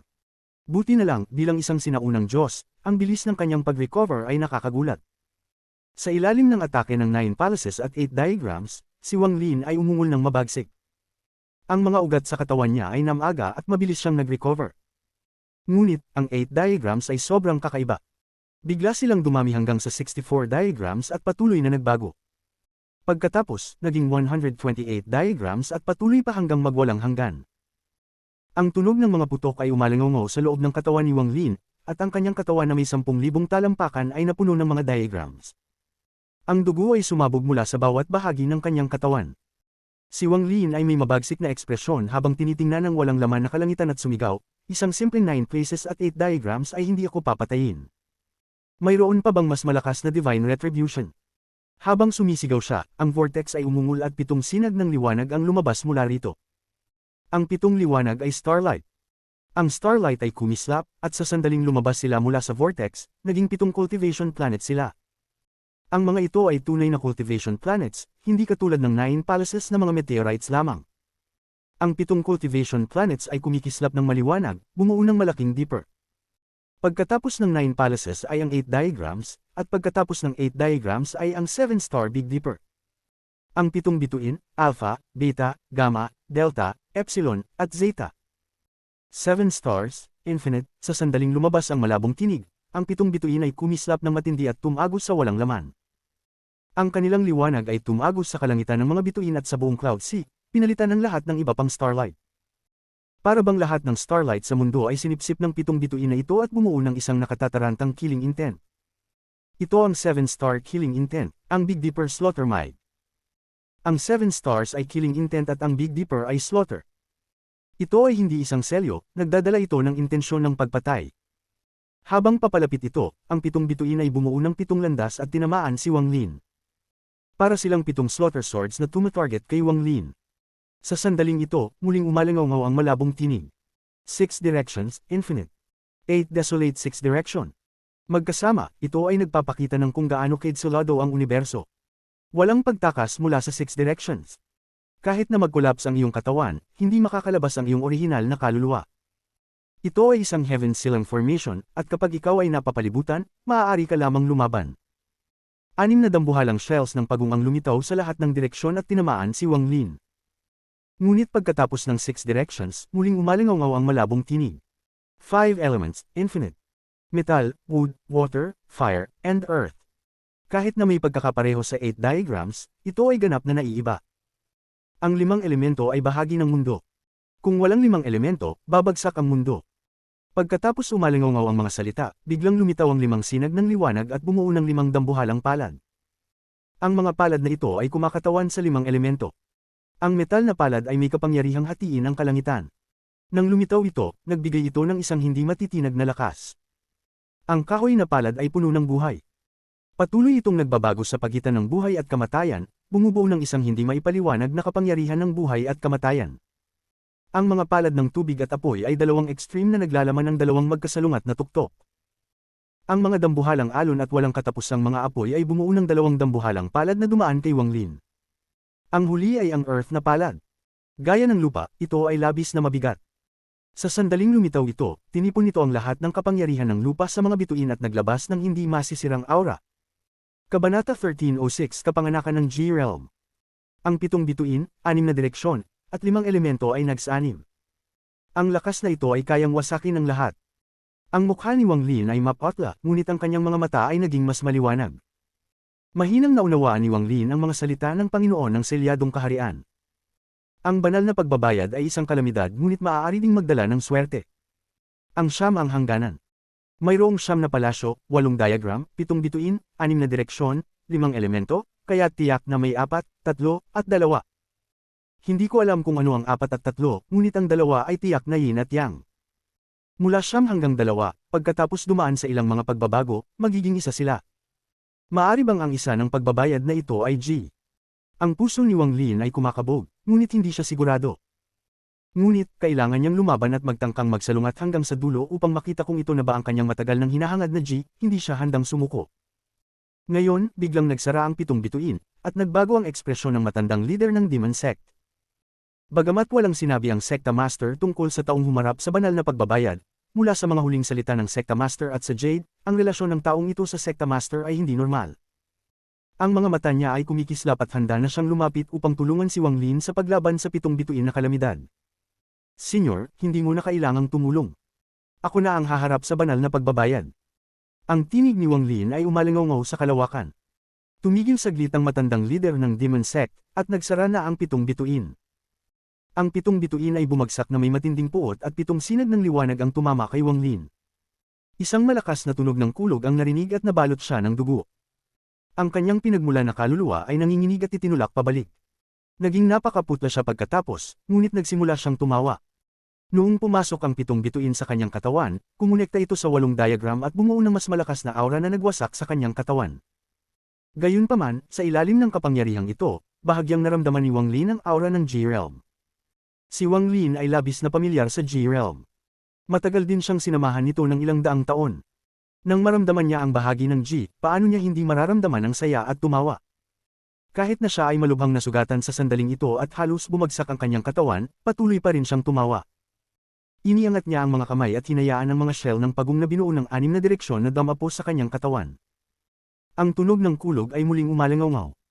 Ang kanyang katawan ay naging isang malaking sugat, ngunit ang lugar kung saan nakatago si Li Qianmei ay buo at ligtas. Ang katawan ng isang sinaunang Diyos, lalo na ang isang 6 na star na sinaunang Diyos, ay malakas na hindi maipaliwanag. Kahit na natamo ang mga ganitong pinsala, mabilis pa rin itong gumagaling. Ang mga shell na binuo ng 6 na direksyon ay pumasok sa katawan ni Wang Lin at kumonekta sa 7 bituin, 8 diagram, at 9 na palasyo. Sumabog ang pinagmula na kaluluwa ni Wang Lin. Ngunit, inipit niya ito sa loob ng kanyang katawan at hindi pinayagan itong mawala. Ang mga mata ni Wang Lin ay naging maluwag ngunit kalaunan ay naging matatag. Inilog niya ang kanyang kanang kamay at isang malaking dami ng mga pil ang lumitaw. Kinain niya ito upang makabawi, pagkatapos ay dumating ang mga 5 elemento na palad. Sa sandaling dumating ang mga palad, kumislap ang mga mata ni Wang Lin. Inaasahan niya ang sandaling ito. Nahihirapan siyang maglakad paaban, pagkatapos ay binuksan niya ang kanyang bibig upang kainin ang fire thumbprint. Apoy ng kalangitan, pumasok sa aking katawan at hubugin ang aking pinagmulan na kaluluwa. Sumigaw si Wang Lin habang kinakain ang fire thumbprint. Ang walang katapusang apoy ay humaplo sa kanyang katawan at tinangay ang kanyang bumagsak na pinagmulan na kaluluwa. Ang pinagmula na kaluluwa ni Wang Lin ay hindi inaasahan na magbabalik sa ilalim ng apoy na ito, at nagsimulang magpakita ng apoy essence. Bumuo ito ng isang vortex sa loob ng kanyang pinagmula na kaluluwa, na sumisipsip ng lakas ng fire thumbprint. Kasabay nito, ang mga metal, kahoy, tubig, at lupa na palad ay bumagsak sa katawan ni Wang Lin. Iniwan nila ang 4 na malinaw na marka at nagsimulang bumagsak sa loob ng kanyang katawan. Apoy at kulog ng 8 diagram, patibayin ang aking katawan. Habang sumisigaw si Wang Lin, ang 8 diagram na pumasok sa kanyang katawan ay lumitaw. Ang mga diagram ng apoy at kulog ay nakawala at nagsimulang labanan ang mga palad. Matapos pumasok ang 2 diagram sa katawan ni Wang Lin, itinago niya ito. Ngayon, ipinalabas niya ito, at nahulog ang Divine Retribution sa hindi inaasahang pag-atake. Sa pamamagitan ng sinaunang Diyos na paggaling at mga diagram, nagawang labanan ni Wang Lin ang pagbagsak ng 5 elemento. Hindi siya namatay matapos tanggapin ang 9 na palasyo, 8 diagram, 7 bituin, 6 na direksyon, at 5 elemento. Pinunasan ni Wang Lin ang dugo mula sa gilid ng kanyang labi at sumigaw sa Divine Retribution Vortex, mayroon pa bang iba? 4 na Diyos. Walang hanggan, ang malabong tinig na walang emosyon ay umalingaw sa buong mundo na parang sumasagot kay Wang Lin. Habang ang tinig ay umalingaw, ang mga sigaw ng mga hayop ay mula sa vortex. Isang Asher Dragon ng dahan-daw ang lumabas, at pagkatapos ay isang pulang Vermilion Bird ang naglabas ng isang sigaw na yumanig sa langit. Ang puot ay kumalat at isang White Tiger ang sumugod, sumisigaw, at isang Black Tortoise rin ang lumabas. Ang banal na pagbabayad ng 4 na espiritu. Kaya't ang 4 na Diyos pala. Vermilion Bird, bumalik. Kumislap ang mga mata ni Wang Lin at ngumiti habang tinuturo ang Vermilion Bird. Ang Vermilion Bird ay nanginginig at sumigaw. Tumakas ito mula sa iba pang 3 at sumugod kay Wang Lin. Agad itong nagsara at pinalibutan si Wang Lin, naglalabas ng mga sigaw ng kagalakan. Kasabay nito, isang anino ng Vermilion Bird ang lumitaw sa paligid ng sinaunang Diyos na katawan ni Wang Lin. Habang sila ay nagtutugma, pumasok ang Vermilion Bird kay Wang Lin at ang apoy ay pumutok sa kalawakan. Matapos makuha ang apoy mula sa 8 diagram at 5 elemento, kasama ang Vermilion Bird, ang apoy sa loob ni Wang Lin ay umabot sa isang hindi kapani-paniwalang tuktok. Ang Vermilion Bird sa loob niya ay nagising ng 3 beses, at bawat paggising nito ay nagbigay sa kanya ng mas malalim na pag-unawa sa apoy. Ang 3 paggising na ito ay nagdala sa kanyang pagkaunawa ng apoy sa isang hindi kapani-paniwalang antas, at nagbigay din ng mga essence. Ang lahat ng mga spells ng apoy ay kailangang sumuko sa harap niya. Kaya niyang sunugin ang apoy ng sinumang nag-aaral ng mga spells ng apoy, at kaya niyang patayin ang mga ito sa isang alon ng kanyang kamay. Matapos magbunga ang essence, ang kontrol ni Wang Lin sa apoy ay umabot sa isang limitasyon, ngunit ang limitasyong ito ay para lamang sa pisikal na apoy. Ang apoy ay nahahati sa dalawa. Isa ay pisikal na apoy, na sumasaklaw sa maraming uri ng apoy. Ang isa naman ay ethereal na apoy, na mas malabo at mahirap hawakan. Maliban kung maabot ang limitasyon ng pisikal na apoy, imposibleng maabot ang realm ng ethereal na apoy. Ang galit ay isang uri ng ethereal na apoy. Wala itong pisikal na anyo, ngunit maaaring malimpasan nito ang lahat ng apoy sa mundo. Isa itong uri ng Dao, isang espiritu, at pati na rin isang domain. Kung madyay gising pa ni Wang Lin ang Vermilion Bird ng pang-4 na beses at maabot ang realm ng ethereal na apoy, kahit na ang isang tao ay hindi pa nakapag-aral ng mga spells ng apoy, maaari niyang sindihan ang kanilang galit. At pagkatapos ay susunugin sila hanggang sa mamatay gamit ang apoy ng galit. Ang pinakamalakas na apoy sa buong mundo ay ang apoy ng galit. Lahat ng tao ay mayroong nito, at wala itong pisikal na anyo. Kung hindi mo kayang tiisin ito, tiyak na mamamatay ka. Sa sandaling ito, matapos makuha ang lahat ng iba't ibang apoy mula sa Divine Retribution, maaabot na ni Wang Lin ang kanyang pang-4 na paggising. Kailangan na lamang niya ng kaunti pang lakas upang magtagumpay sa realm ng pisikal na apoy at pumasok sa realm ng ethereal na apoy. Ang Vermilion Bird na nakapalibot sa kanya ay sumigaw at pumasok sa kanyang katawan. Pinapalakas nito ang kanyang katawan at inaayos ang kanyang pinagmulan na kaluluwa, kaya't may sapat na lakas si Wang Lin upang labanan ang darating na 3 espiritu. Ngunit hindi pa natatapos ang Divine Retribution, at patuloy itong lumalakas. Sa sandaling ito, ang malabong tinig ay umalangaw muli. Malamig at walang awa, na walang emosyon. 3 talento. Walang hanggan. 3 talento, langit, lupa, tao. Tumutugma ito sa araw, buwan, at mga bituin. Ang langit ay ang araw, ang lupa ay ang buwan, at ang tao ay ang mga bituin. Habang kumakalat ang tunog, ang kalawakan ay nagbago at naging magulo. Ang langit ay may lakas ng araw at naglalabas ng walang katapusang batas ng pinagmulan. Ang pinagmulan ng lahat ng bagay. Ang kapangyarihang ito ay patuloy na kumakalat. Ang lupa ay may lakas ng buwan, at naglalaman ito ng kabaligtaran ng batas ng pinagmulan. Ang batas ng wakas ay lumitaw sa kalawakan. Ang tao ay may lakas ng mga bituin at pumasok sa kaguluhan, na bumuo ng isang batas na hindi nakita ni Wang Lin. Hindi ito kabilang sa batas ng pinagmulan o batas ng wakas. Ang 3 lakas ay naging 3 sinag ng liwanag at tumama kay Wang Lin. Ang lakas sa loob nito ay hindi masukat at kayang wasakin ng lahat. 2 right. Walang hanggan, ang malabong tinig ay muling umalangaw-ngaw. Habang umalangaw-ngaw ang malamig na tinig, may ibang bagay na lumitaw sa kalawakan. Ang 2 rights ay ang kapangyarihan ng yin at yang, buhay at kamatayan. Ito rin ang kapangyarihan ng karma. Lahat ng bagay sa mundo ay saklaw nito. Ang langit at lupa ay nagbigay buhay sa 4 na Diyos, at ang 4 na Diyos ay naging 9 na palasyo. Nagsanib sila sa 3 talento upang lumikha ng isang kapangyarihan na yumanig sa kalangitan. Bumuo sila ng isang malaking yin at yang na diagram sa kalawakan. Ang yin at yang na diagram ay nabuo kay Wang Lin bilang sentro. Ito ay mabilis na umiikot, at isang malakas na tunog ng kulog ang umalangaw habang mabilis itong lumiliit patungo kay Wang Lin. Kasabay nito, ang mga liwanag ng 3 talento ay sumugod kay Wang Lin. Hindi ito isang kapangyarihan na kayang labanan ni Wang Lin. Ang liwanag ng langit ay tumagos sa pagitan ng kanyang mga kilay. Ang liwanag ng lupa ay tumagos sa kanyang dibdib. Ang liwanag ng tao ay nahati sa 4 at tumagos sa kanyang mga kamay at paa. Sa sandaling ito, ang yin at yang na diagram ay humigpit kay Wang Lin at tinakpan ang kanyang buong katawan. Ang tunog ng kulog ay muling umalangaw. Ang katawan ni Wang Lin na 6 na Star Ancient God ay hindi makayanin ng mapanirang kapangyarihan. Ang kanyang katawan ay naging dagwang kalakal, ngunit hindi nasaktan si Li Qianmei. Ang Divine Retribution na ito ay nakatuon lamang kay Wang Lin at pinabayaan ng iba. Isang pagbabayad. Walang hanggan na pagbabayad, magsimula, nang ang katawan ni Wang Lin ay malapit ng mag-collapse, ang malabong tinig ay muling umalangaw-ngaw. Ang kalawakan ay tila winasak, at ang mga alon ng liwanag ay lumitaw mula sa kawalan. Ang 9 na palasyo, 8 diagram, 7 bituin, 6 na direksyon, 5 elemento, 4 na Diyos, 3 talento, 2 rights ay lahat lumitaw, at habang umiikot sila sa isa't isa, isang matinding lakas mula sa langit ang isinilang. Ito ay G. Kahit na malubhang nasugatan si Wang Lin, naruroon pa rin ang kanyang Dao Heart at Domain.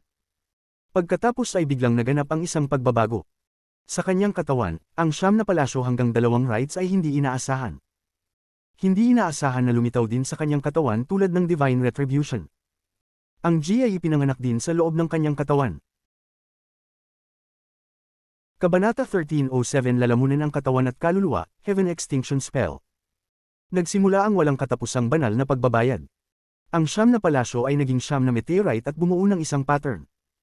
Ang 8 diagram ay kumikislap sa loob at umiikot. Sa loob ng 8 diagram ay ang 7 bituin, naglalabas ng nakakagimbal na presyon.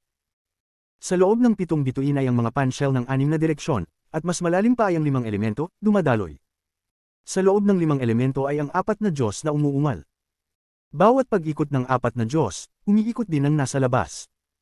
Sa kaloob-looban ng 4 na Diyos ay ang nakakatakot na liwanag ng 3 talento na nagbigay liwanag sa kawalan. Sa gitna ng 3 talento, lumitaw ang 2 ritual. Ang 2 ritual ay ang yin at yang, na bumuo ng isang diagram na dahan-daang umiikot. Ito ang nagdulot sa lahat ng panlabas na mga layer na mag-ikot din. Umiikot sila ng mas mabilis at mas mabilis hanggang sa hindi na ito makita ng malinaw.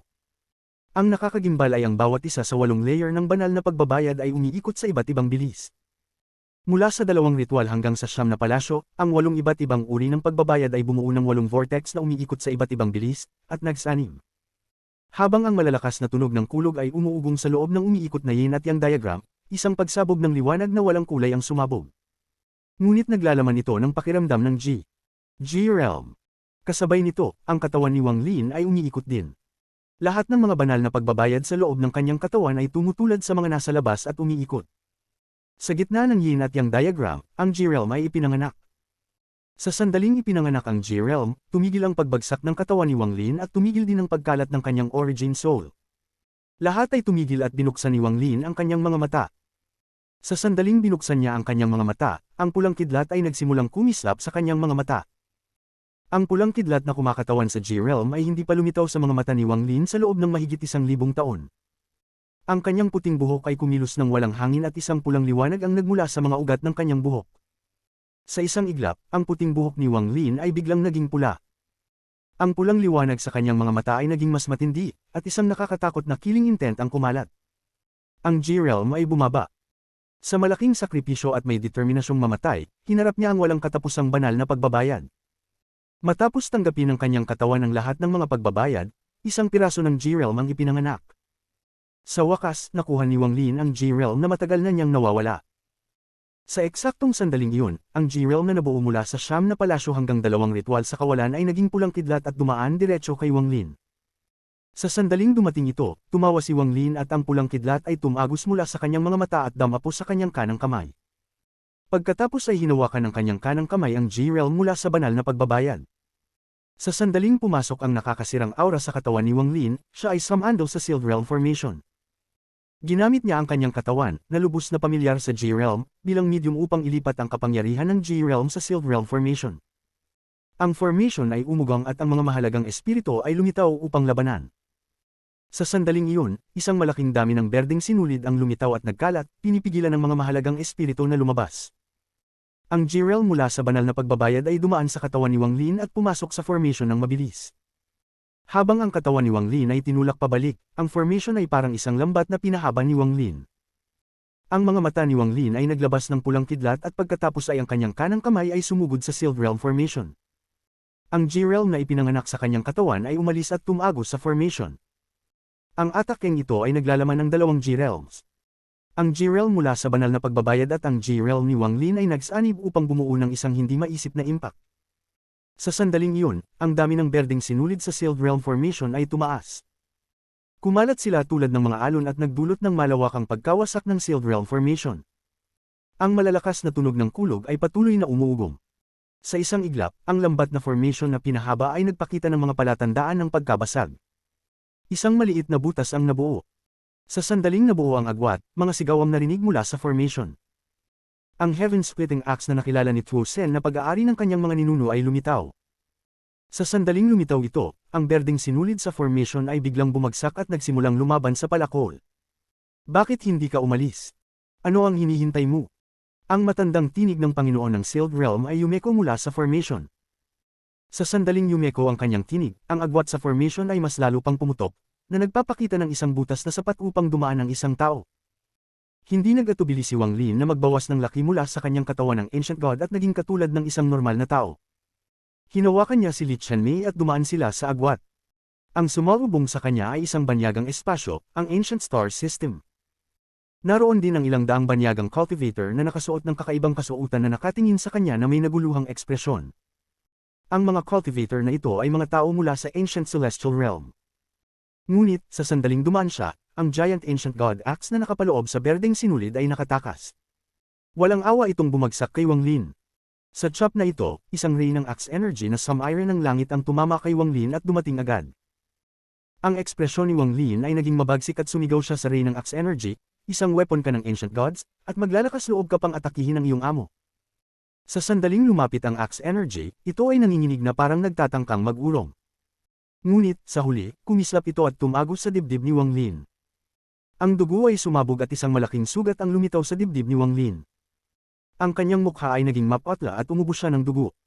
Siya ay seryosong nasaktan na ng banal na pagbabayad, at ngayon ay tinamaan pa siya ng palakol, kaya't lumala ang kanyang mga sugat. Ang kanyang origin soul ay bumagsak at kahit ang kanyang katawan ay hindi nakakabawi dahil sa ancient god aura sa loob ng palakol. Patuloy ang pag-agos ng dugo, at ang mga organo ni Wang Lin ay nagsimulang masira. Ang kanyang paningin ay naging malabo, ngunit nakatingin siya sa Sealed Realm Formation habang napapaluhod. Sa sandaling iyon, ang agwat na pinasukan ni Wang Lin ay mabilis na gumaling hanggang maging perpekto muli.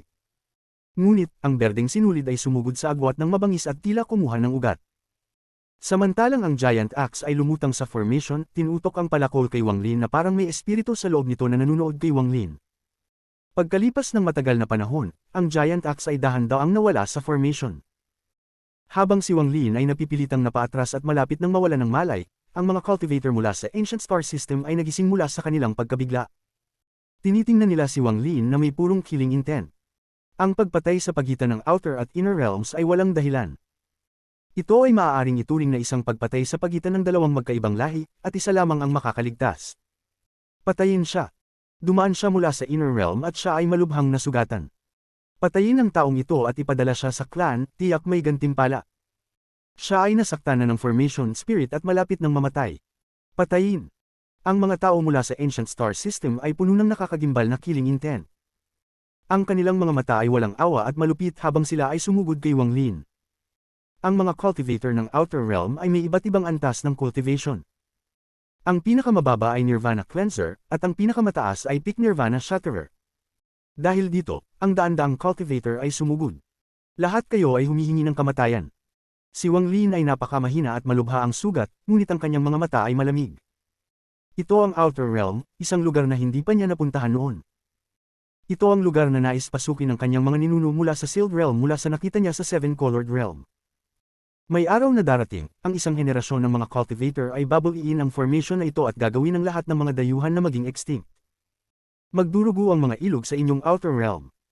Ang sigaw na iyon mula sa Celestial ay malinaw na yumeko sa mga tainga ni Wang Lin, at ang kanyang mga mata ay naging mas malamig.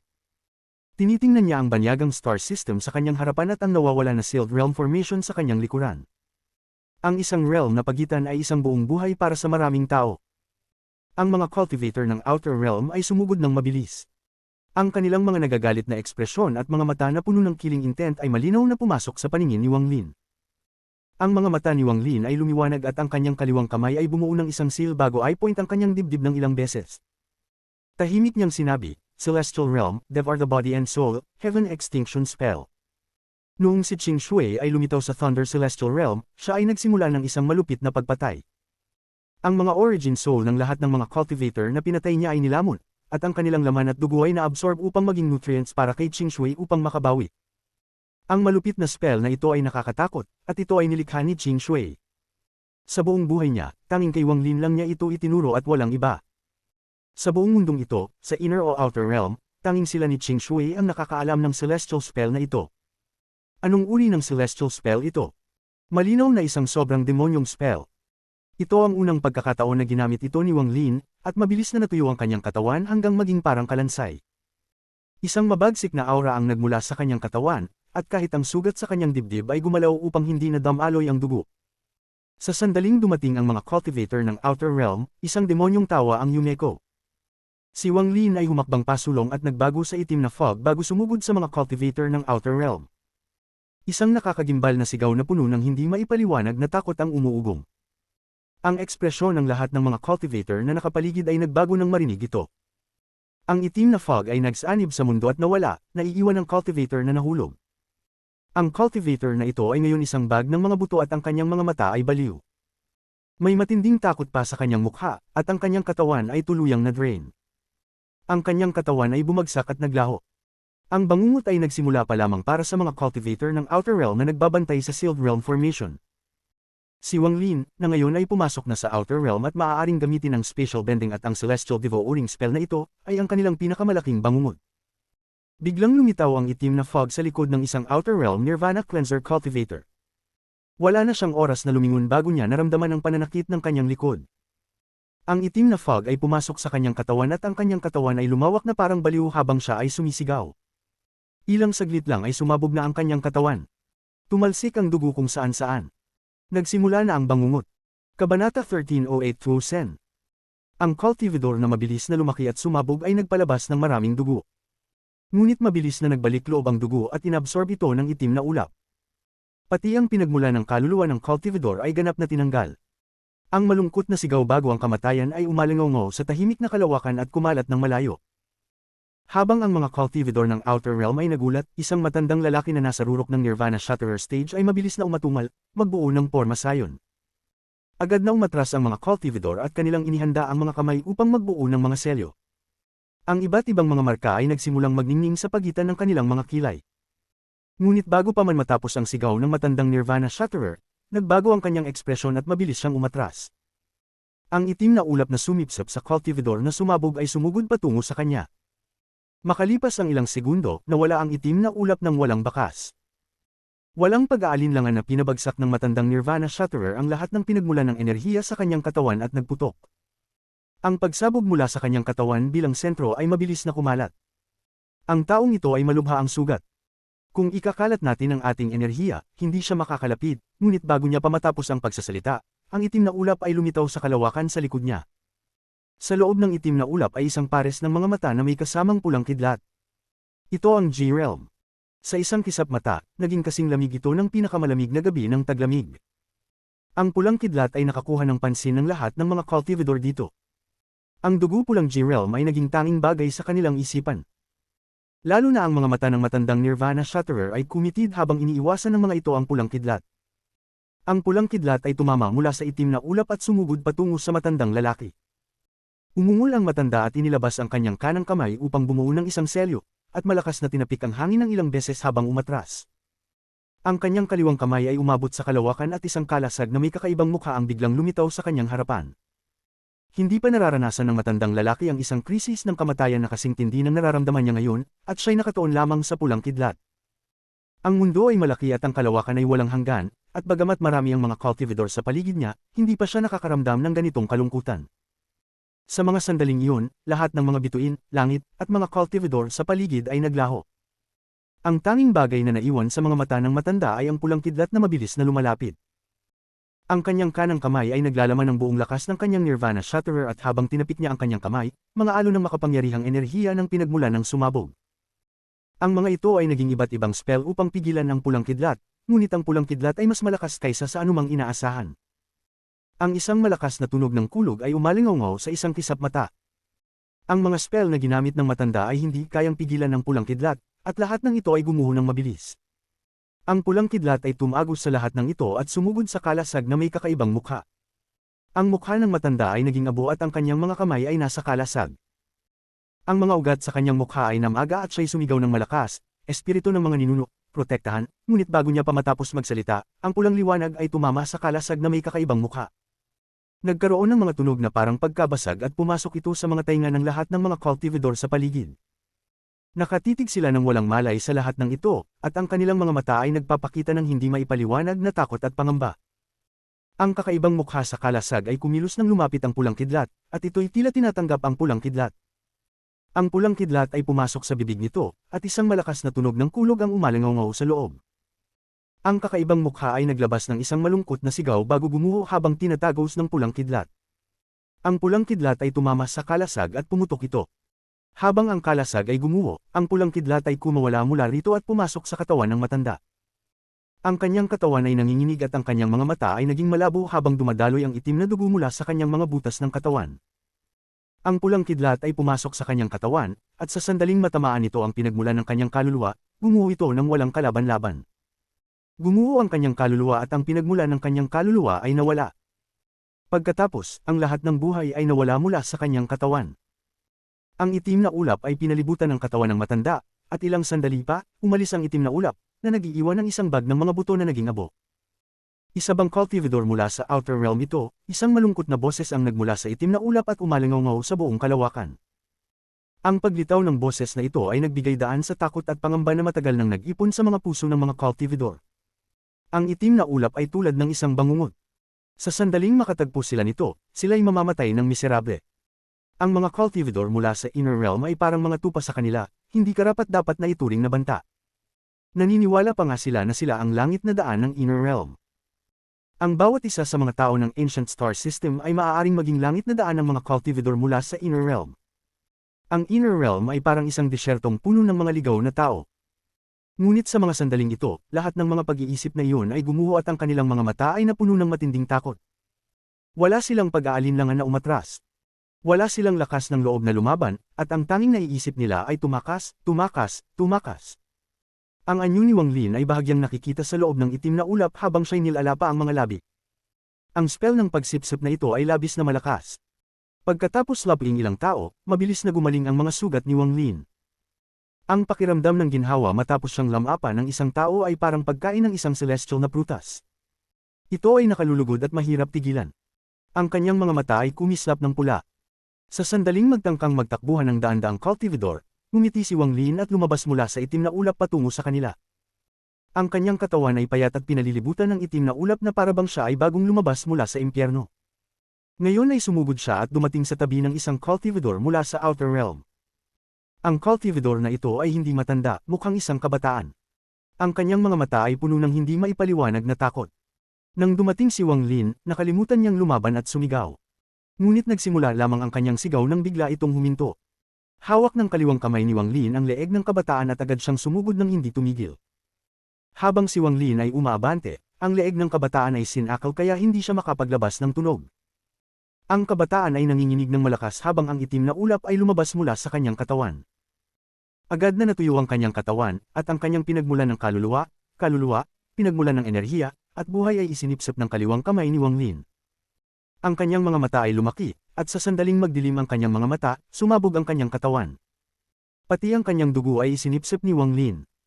Para bang ang buong katawan niya ay nilapan ng kaliwang kamay ni Wang Lin. Sa sandaling bumagsak siya, sinundan siya ni Wang Lin at nahabol ang isa pang cultivator mula sa Outer Realm. Isang marupok na babae ito, at ang kanyang mga mata ay puno ng walang katapusang takot. Ang unang pagkakataon na nilapan ni Wang Lin ng isang tao ay nang siya ay nakabalot ng itim na ulap, at bagamat nakakatakot, hindi ito kasing buwiyat ng nangyari ngayon. Nang maglapit siya at naamoy ang dugo, sumigaw siya. Sinubukan niyang umatras, ngunit tumama siya sa dibdib ni Wang Lin at naitulak pasulong. Ang kanyang malungkot na sigaw ay naging mas malakas at matinis. Ang katawan ng babae ay nanginginig at mabilis na natuyo. Ang kagandahan ay nawala at mga buto na lamang ang natira. Demonyo! Ang taong ito ay isang demonyo. Habang ang malungkot na sigaw ay umalangaw, tumakbo ang mga cultivator, at sila ay puno ng walang katapusang takot. Habang ang mga nakakatakot na sigaw ay umalangaw, si Wang Lin ay lamapa, at nagsimulang maglakad ng mas mabilis. Salamat sa kanyang spatial bending, ang mga daan-daang cultivator ay walang takas. Madalas ay nahahabol ni Wang Lin ang isang tao sa isang kisap mata. Hindi mahalaga kung sila ay lalaki o babae, lahat sila ay kanyang kalaban. Walang dahilan para sa laban sa pagitan ng Inner at Outer Realms, tanging pagpaslang. Ang tuloy-tuloy na pagdanak ng dugo ay nagpatuloy sa labas ng Sealed Realm Formation. Ang Sealed Realm Formation ang tanging saksi sa pagdanak ng dugo na ito. Ang mga hiyaw ng mga cultivator mula sa inner realm nang sila ay patayin ng espiritu ng porma sayon habang tinitingnan sila ng mga cultivator mula sa outer realm na may malamig na hindi pagkakaroon ng malasakit ay umalangaw. Darating ang araw na ang susunod na henerasyon ng mga cultivator ay sisirain ang porma sayon na ito at magdudulot ng pagkalipol ng lahat ng mga dayuhan. Ang mga ilog ng dugo ay tatagas sa inyong outer realm. Hindi naging ilog ang dugo, ngunit mas nakakagulat pa ito kaysa sa isang ilog ng dugo. Habang patuloy ang pagsipsip, mabilis na gumaling si Wang Lin sa loob ng maikling panahon. Ang kanyang pinagmulan ng kaluluwa ay gumaling na at ang kanyang kaluluwa ay naging matatag. Tanging ang sugat sa kanyang dibdib ang unti-unting gumagaling. Ang karamihan sa daan-daang mga cultivator ay nilapal na niya ng walang habas. Ang natitirang mga 100 o higit pang cultivator na may pinakamataas na antas ng cultivation ay tumakas ng malayo na may takot at pangamba sa kanilang mga mata. Matapos dilaan ang kanyang mga labi, biglang lumingon si Wang Lin at tiningnan ang mga tumatakas na cultivator. Kumalat ang itim na ulap at tinakpan ang buong lugar. Huwag kayong magtangkang tumakas. Bigla siyang humarap at nagsimulang bumuo ng isang vortex gamit ang itim na ulap, at ito ay umiikot ng mabilis. Habang umiikot ito, ang vortex ay lumalaki ng lumalaki. Nagbigay din ito ng isang malakas na puwersa ng pagsipsip. Ang mga tumatakas na cultivator ay bumagal, at ang iba ay natakot nang madama nilang hinihila na ang kanilang mga katawan. Ang takot sa buhay at kamatayan at ang pagkabigla mula sa naganap na pagdanak ng dugo ay nagdulot ng despondency sa mga cultivator. Sa mga sandaling iyon, malaki ang pagbabago sa ekspresyon ni Wang Lin at tumingin siya sa malayo. Nang hindi nagatubili, itinanghal niya ang kanyang kamay at ang itim na ulap ay naging mga braso na humawak sa mga cultivator sa paligid. Sa sandaling magdikit ang itim na ulap sa isang cultivator, nagsimula na itong lapain siya. Ang mga malulungkot na sigaw ay umalingaw, at ang lahat ng mga nagbabantay sa porma sayon ay namatay. Matapos lapain ng mga cultivator na ito, mabilis na humakbang si Wang Lin at biglang nawala ng walang bakas. Nang mawala siya, isang matinding sigaw ang dumating mula sa malayo. Wang Lin. Isang higanting figure na maihahambing sa mabituing kalangitan ang sumugod patungo sa lokasyong ito. Kabanata 1309 Pagtugis. Tuo Sen. Nang magsanib si Wang Lin sa mundo, kumislap ang lamig sa kanyang mga mata, at tinitigan niya ang dambuhalang katawan sa likod niya. Bagamat malayo pa, ang katawan ni Tuo Sen ay napakalaki. Maging ang kanyang paghuhuyop ay halos makabasag ng orihinal na enerhiya sa mundo. Talaga nga, nasa outer realm siya. Naglaho si Wang Lin. Di nagtagal pagkatapos niyang maglaho, isang malakas na tunog ang narinig at dumating ang isang dambuhalang katawan sa labas ng Sealed Realm Formation.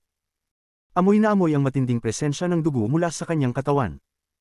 Sa mga taon na siya ay nasa outer realm, pinaslang niya ang isang angkan pagkatapos ng isa pa, at sa huli, pinilit siya ng mga third step cultivators mula sa ancient star system na habulin. Kung isa o dalawa lamang na third step cultivators ang humahabol, hindi siya matatakot, at malamang ay mapapatamba pa niya ang mga ito.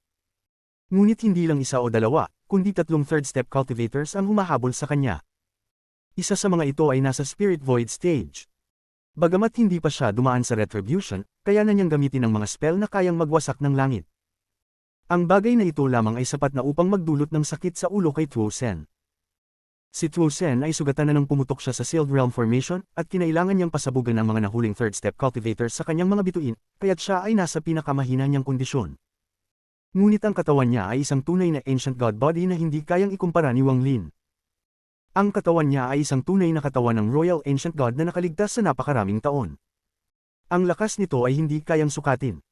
Sa ilalim ng paghabol ng 3 third step cultivators, ang mga sugat ni Tuo Sen ay naging mas marami, ngunit hindi maganda ang kalagayan ng 3.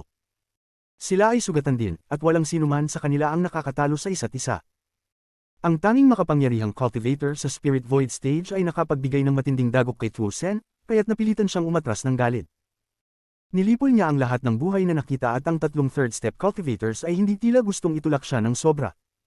Tila nais nilang habulin si Tuo Sen hanggang sa siya ay tuluyang mapagod. Ang galit na matagal nang nag-aalab sa kanyang puso ng 10 taon ay sapat na upang mag-apoy ang buong mundo. Dumating siya dito upang hanapin si Wang Lin ngunit hindi niya ito natagpuan, at ito'y halos nagpaloko sa kanya. Ngunit nang ang galit ay umabot na sa rurok, bigla niyang naramdaman ang aura ni Wang Lin sa Ancient Star System. Dali-dali siyang nagmadali papunta roon matapos matuklasan ito. Ang 3 sinag ng liwanag ay sumunod sa kanya mula sa malayo. 2 lalaki at 1 babae. Imposible makitang anong itsura nila dahil ang espasyo sa kanilang paligid ay binago ng isang spell na humaharang sa lahat ng divine sense at paningin. Sundan nila si Tuo Sen mula sa malayo nang hindi tumitigil. Dumating si Tuo Sen sa tabi ng Sealed Realm Formation na may kasamang malakas na tunog, at ang kanyang kanang kamay ay bumagsak sa kawalan. Isang malakas na sigaw ang umalingaw nang magbukas siya ng isang spatial crack. Ang kanyang katawan ay lumiit sa laki ng isang normal na tao at pumasok sa spatial crack. Habulin. Walang anuman, kailangan niyang mahuli si Wang Lin at kanibalizimuhin siya. Pagkatapos ay baligtarin at kanibalizimuhin ang tatlong third step cultivators na humahabol sa kanya upang mapatahimik ang galit sa kanyang puso. Nagtipon si Wang Lin sa mundo at ginamit ang spatial bending ng walang partikular na layunin. Ginamit niya ang kanyang buong lakas upang makarating sa pinakamalayong lugar na posible. Malalaking alon ng ripples ang kumalat sa isang bituin sa hilaga ng Ancient Star System. Lumabas si Wang Lin at siya ay balot pa rin ng itim na ulap. Nang walang anumang pag-aalinlangan, nagsimula siyang mag-teleport palayo. Ngunit matapos siyang magpakita, isang bagyong napakabigat ang nagsimulang magpakita sa likuran niya. Ang bagyong ito ay may kapangyarihan na higit pa sa inaasahan. Ang bagyong umuungal at agad na pumutok ng isang spatial crack. Malupit na hangin ang lumabas at isang malakas na hiyaw ang narinig. Si Tuo Sen ay dumating mula sa spatial crack ng mabilis. Ang kanyang mga mata ay puno ng galit at kasakiman. Wang Lin. Sa wakas ay natagpuan kita. Naglakad si Wang Lin pasulong. Sa halip na mag-teleport, ginamit niya ang spatial bending. Nang magsanib siya sa mundo, tiningnan niya si Tuo Sen na sumugod mula sa spatial crack. Kumislap ang kanyang mga mata ng pula habang ang J-Realm ay naging pulang kidlat at sumabog patungo kay Tuo Sen. Ipinakita ni Tuo Sen ang isang mabagsik na ekspresyon habang ang kanyang kanang kamay ay nagbuo ng kamao at tinamaan ang kidlat na pulang ito. Isang suntok na may lakas na kayang magwasak ng isang cultivation planet. Ang kanyang kanang kamay ay gumalaw ng mabilis at nakipagbanggaan sa pulang kidlat. Pumasok ang pulang kidlat kay Tuo Sen at nagsimula ng isang malupit na pagkawasak. Ngunit sabay nito, pumutok din ang atake ni Tuo Sen, at isang bahagi ng mga ito ay tumama kay Wang Lin. Tumama ito sa katawan ni Wang Lin habang siya ay nagsasanib sa mundo. Ang kanyang katawan ay kumabog ng malakas at siya'y umubo ng dugo. Ang itim na ulap sa paligid niya ay bumagsak at siya ay naglaho sa mundo. Huminto ang kanang kamay ni Tuo Sen at kumislap ang kakaibang liwanag sa kanyang mga mata. Divine Retribution G. Nagbago ang kanyang ekspresyon.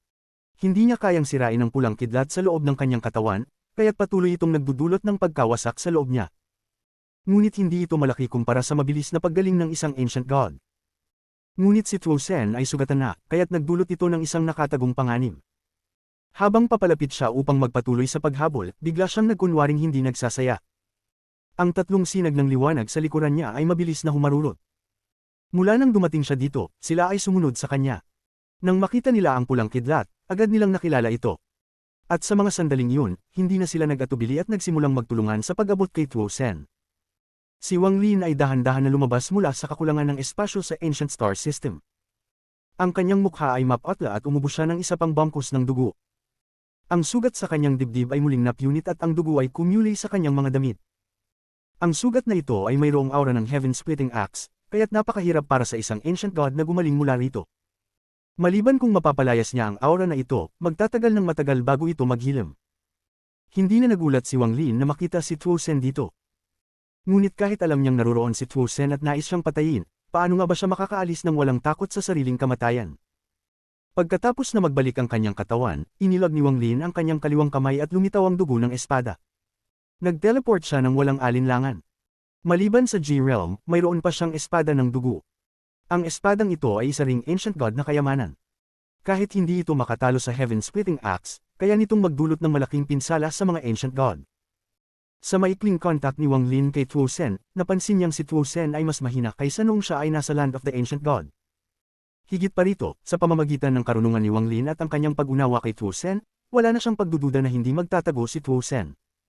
Dapat siyang nagkaroon ng isang pamamaslang spree.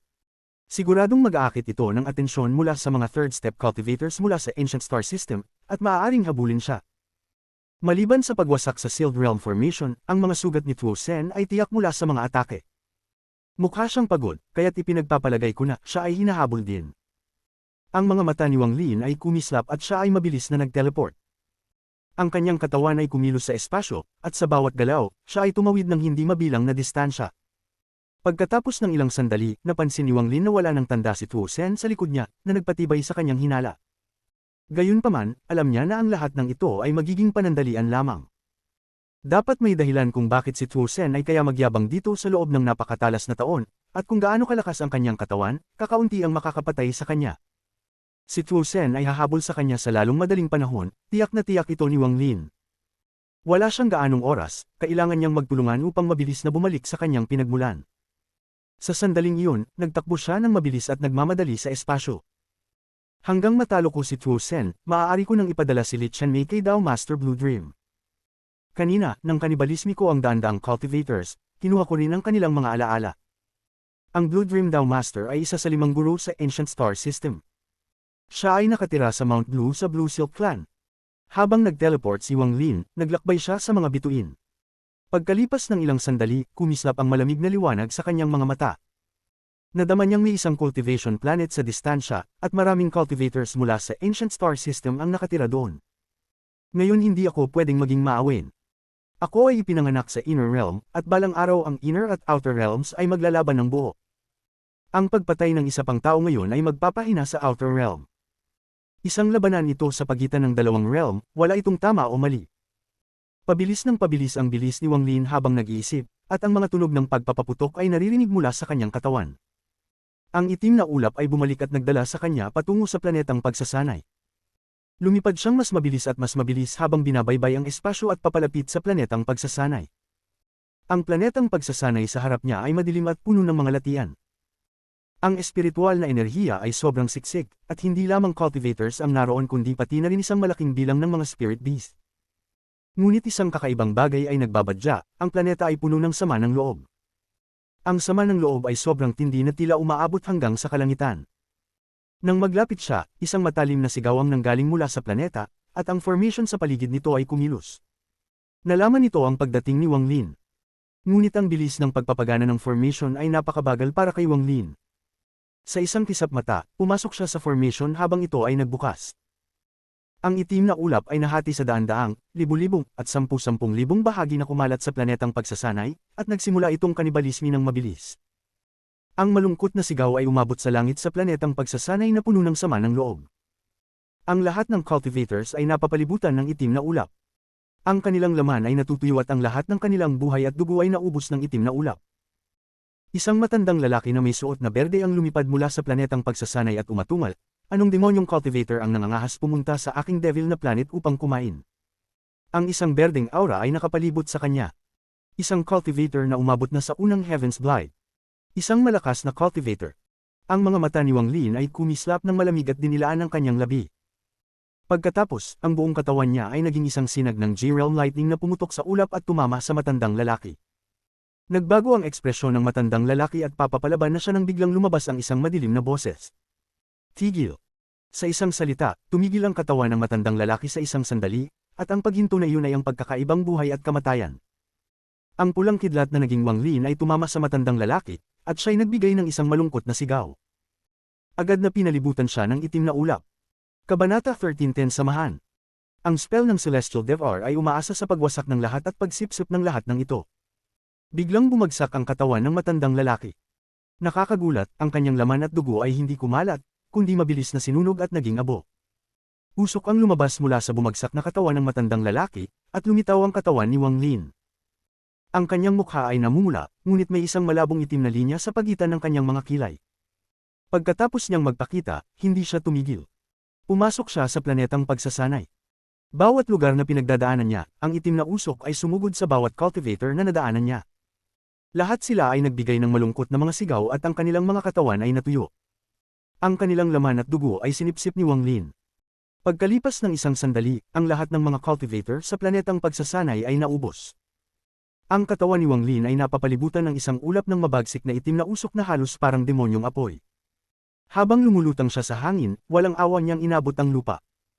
Planet Soul Extraction. Ang buong planetang pagsasanay ay nagsimulang magyugyug, at isang sinaunang aura ang tumagas. Parang pinipilit itong magising mula sa pagkakahimbing nito. Mga hibla ng puting gas ang lumabas mula sa planetang pagsasanay at nagtipon sa kaliwang kamay ni Wang Lin. Bumuo sila ng isang bola ng gas sa kanyang kamay. Ang bola ay parang naglalaman ng sarili nitong mundo. Hawak ang kaluluwa ng planeta, ang mabagsik na itim na usok na nakapalibot kay Wang Lin ay bumalot sa kanya at siya ay nawala mula sa planetang pagsasanay. Sa kalangitan, nagsanib si Wang Lin sa mundo at tumulak pasulong. Bawat beses na dumaan siya sa isang planeta, sisirin niya ito at kakainin ang lahat ng cultivator. Pagkatapos ay kukunin niya ang kaluluwa ng planeta at aalis. Sa ngayon, may 7 kaluluwa ng planeta na nakapalibot kay Wang Lin. Ang mga tunog ng kulog ay umalangaw habang siya ay tumutulak pasulong, at isang sinaunang aura ang pumuno sa mga bituin. Habang ang oras ay dumaan, ang pinagmulan ng kaluluwa ni Wang Lin ay gumaling. Maliban sa sugat sa dibdib na dulot ng heaven-splitting axe, na patuloy na dumudugo, wala nang iba pang malubhang problema. Pati na rin ang sugat ay nagpapakita ng mga palatandaan ng paggaling pagkatapos niyang devour ang marami. Gayunpaman, ang aura ng heaven-splitting axe ay sanhi ng mabagal na paggaling.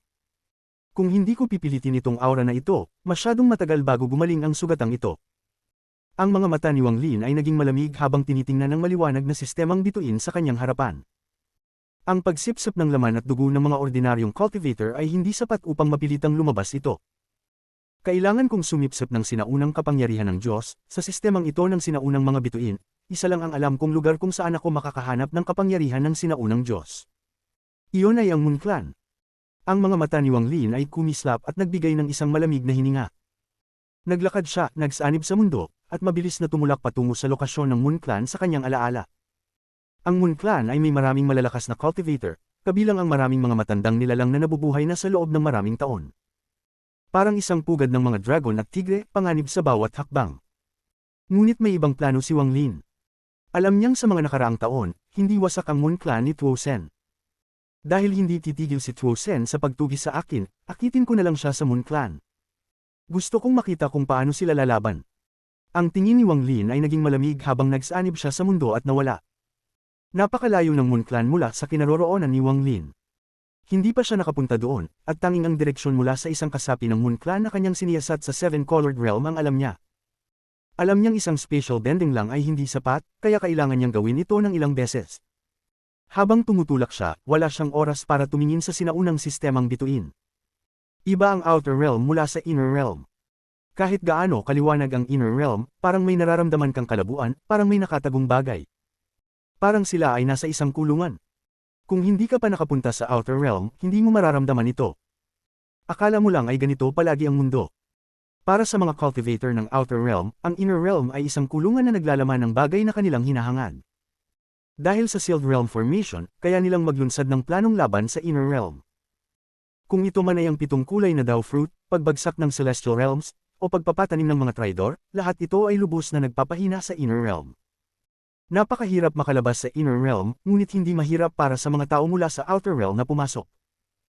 Maging ang Sovereign o ang sinaunang demonyo at Diablo na umatake kay Qing Lin, lahat sila ay nakapasok sa Sealed Realm Formation ng walang problema, at ito ay ibinigay sa kanila ng sinaunang Celestial Realm ng Outer Realm. Narinig ni Wang Lin ang lahat ng ito mula sa Lord of the Sealed Realm. Napag-alaman din niya na bukod sa pagsipsip ng Dao Intent ng mga buhay sa loob ng Inner Realm, ang Sealed Realm Formation ay sumisipsip din ng Origin Energy.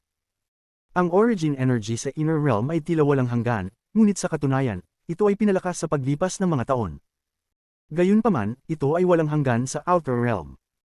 Ang pinaka-nagulat kay Wang Lin ay hindi lang sumisipsip ang formation ng Origin Energy, ito rin ang dahilan kung bakit kakaunti ang mga cultivator na nasa ikatlong hakbang sa Inner Realm.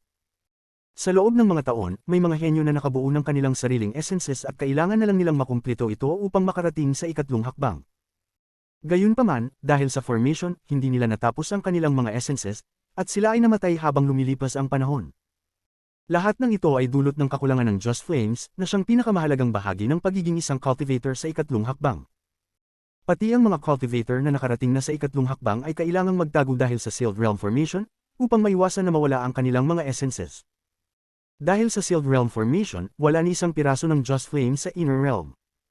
Kahit na may artificial na paggawa nito, ito ay agad na maa-absorb ng Sealed Realm Formation.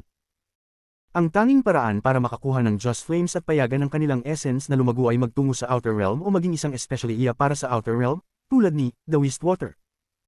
Ang Nirvana Void, Spirit Void, Arcane Void, at Void Tribulant ay ang 4 na pangunahing yugto ng ikatlong hakbang. Hindi kasing tindi ng Nirvana Void, ngunit halos imposibleng marating ang Spirit Void. Nang bumaba ang Lord of the Sealed Realm, ang unang problema na kailangan niyang lutisin ay ang isyu ng Just Flame. Pinagsama niya ang 4 na Celestial Realm sa isang makapangyarihang yaman at ginamit ito upang kontrahin ang pagsipsip ng Sealed Realm Formation. Ang Lord of the Sealed Realm ay may mga makapangyarihang spell at karunungan. Sa tulong niya, ang lahat ay patungo sa tamang direksyon. Gamit ang apat na celestial realms, pinigilan niya ang sealed realm formation mula sa pagsipsip ng Joss Flames. Ngunit lahat ng ito ay winasak. Hindi papayagan ng outer realm na mangyari ito sa inner realm. Bago ang kalamidad, ang Lord of the Sealed Realm ay inatake ng lihim ni The Wastewater. Pagkatapos ay pininsala siya ng malubha ng Sovereign, ang iba pang mga masters ng outer realm, at ilang mga traidor mula sa sinaunang celestial realm. Halos mamatay siya. Si Bai Fan ay naging baliw at itinutok ang daliri sa langit. Ang puso ni Qing Lin ay napunit ng anak ng Sovereign at siya'y hinhunt ng sinaunang Diablo at Demonyo. Ang Cloud at Lightning Celestial Realms ay nakaranas din ng mga kaparehong kapalaran. Lahat ng ito ay ganap na winasak upang ang mga cultivator ng Inner Realm ay manatiling nakulong sa isang kulungan at hindi makaranas ng tunay na mundo. Sila ay patuloy na umaatake sa Sealed Realm Formation upang sirain ang kulungang ito. Hindi pa nagsagawa ang Outer Realm ng isang malaking pagsalakay sa Inner Realm. Patuloy nilang pinahihina ang Inner Realm hanggang sa hamina na ito ng sobra at naglunsad sila ng isang malakas na atake. Susugod sila sa formation at sisirain ang Inner Realm. Pagkatapos ay hahanapin nila ang pintuan ng langit at pupunta sa sinaunang Celestial Realm ng Inner Realm. Ang araw na iyon ay hindi malayo, malapit na, napakabilis. Ang Inner Realm ay nakarating sa pinakamahinang estado nito matapos ang mga taon. Ang araw na inaabangan ng Outer Realm ay paparating. Dahil dito, kailangang ipadala ng Lord of the Sealed Realm si Wang Lin sa Dao Realm at tulungan siyang pumasok sa Outer Realm. Dito, makakakuha si Wang Lin ng sapat na Joss Flames at makarating sa ikatlong hakbang. Ang Lord of the Sealed Realm ay natural na nakita ang 5 essences sa katawan ni Wang Lin. Kahit na hindi siya nagpapakita ng pagkabigla, labis siyang nagulat, ngunit hindi niya ito sinabi. Dahil sa 5 essences na iyon, pinili niyang gawing tagapagmana si Wang Lin. Upang pamunuan ang Inner Realm laban sa Outer Realm at pati na rin, magsagawa ng massacre patungo sa Outer Realm. Pinili niyang magsanib sa Sealed Realm Formation gamit ang natitira niyang lakas upang ang Sealed Realm Formation ay mapunta sa Inner Realm. Kapag kailangan ng Inner Realm ng pahinga at paggaling, pipigilan nito ang Outer Realm sa pagsalakay, at kapag handa ng lumaban ng Inner Realm, ito ay magbubukas. Kung magtagumpay siya o hindi, hinangaan siya ni Wang Lin. Hindi ako kabilang dito, galing ako sa Inner Realm, inilabas ni Wang Lin ang kanyang mata mula sa sinaunang sistemang bituin at ang kanyang tingin ay naging mas determinado. Lumakad siya at malapit ng magsanib sa mundo, ngunit bigla siyang lumingon. Ang mga mata niya ay kumislap habang siya ay nawala sa kalangitan ng mga bituin. Nang siya ay nawala, isang malakas na paguga ng kulog ang umalingaw at isang malawak na bitik sa espasyo ang bumukas. Si Tuo Sen ay dumating na may mga mata ng dugo. 3 sinag ng kidlat ang humahabol sa kanya. Ito ang 3 cultivator ng ikatlong hakbang mula sa sinaunang sistemang bituin na malapit ng humubol sa kanya. Ang sigaw ni Tuo Sen ay umalingaw sa kalangitan. Ang pagtugis ng 3 cultivator ng ikatlong hakbang sa kanya ay nagpasiklab ng kanyang puot. Kung hindi dahil sa Spirit Void Cultivator, hindi siya tatakbo. Bawat beses na naiisip niya ang Spirit Void Cultivator, nagagalit siya. Bagamat pabigla-bigla siya, matalino pa rin siya. Tiyak may sariling layunin ng 3 yun sa panghuhuli sa kanya ng ganito. Ngunit, nang malapit na niyang makahabol at lamunin si Wang Lin, lalo pa siyang nahirapan dahil sa 3. Dahil dito, umabot sa sukdulan ang galit ni Tuo Sen. Kung hindi ko pa pinatalsik ang 3 yun, wala akong pagkakataon na lamunin si Wang Lin kahit makahabol pa ako sa kanya. Matapos sumugod si Tuo Sen mula sa bitik, ang kanyang mga mata ay naglabas ng isang mabagsik, malamig na liwanag. Tinitigan niya ang lugar kung saan nawala si Wang Lin at bigla siyang umiwas. Ang katawan niya ay lumaki ng libu-libong beses at naging katawan ng sinaunang Diyos. Ang 3 ito ay hinahabol ako ng 10 taon. Baka naghihintay lang kayo na mapagod ang Diyos na ito. Kaya't bibigyan ko kayo ng pagkakataon.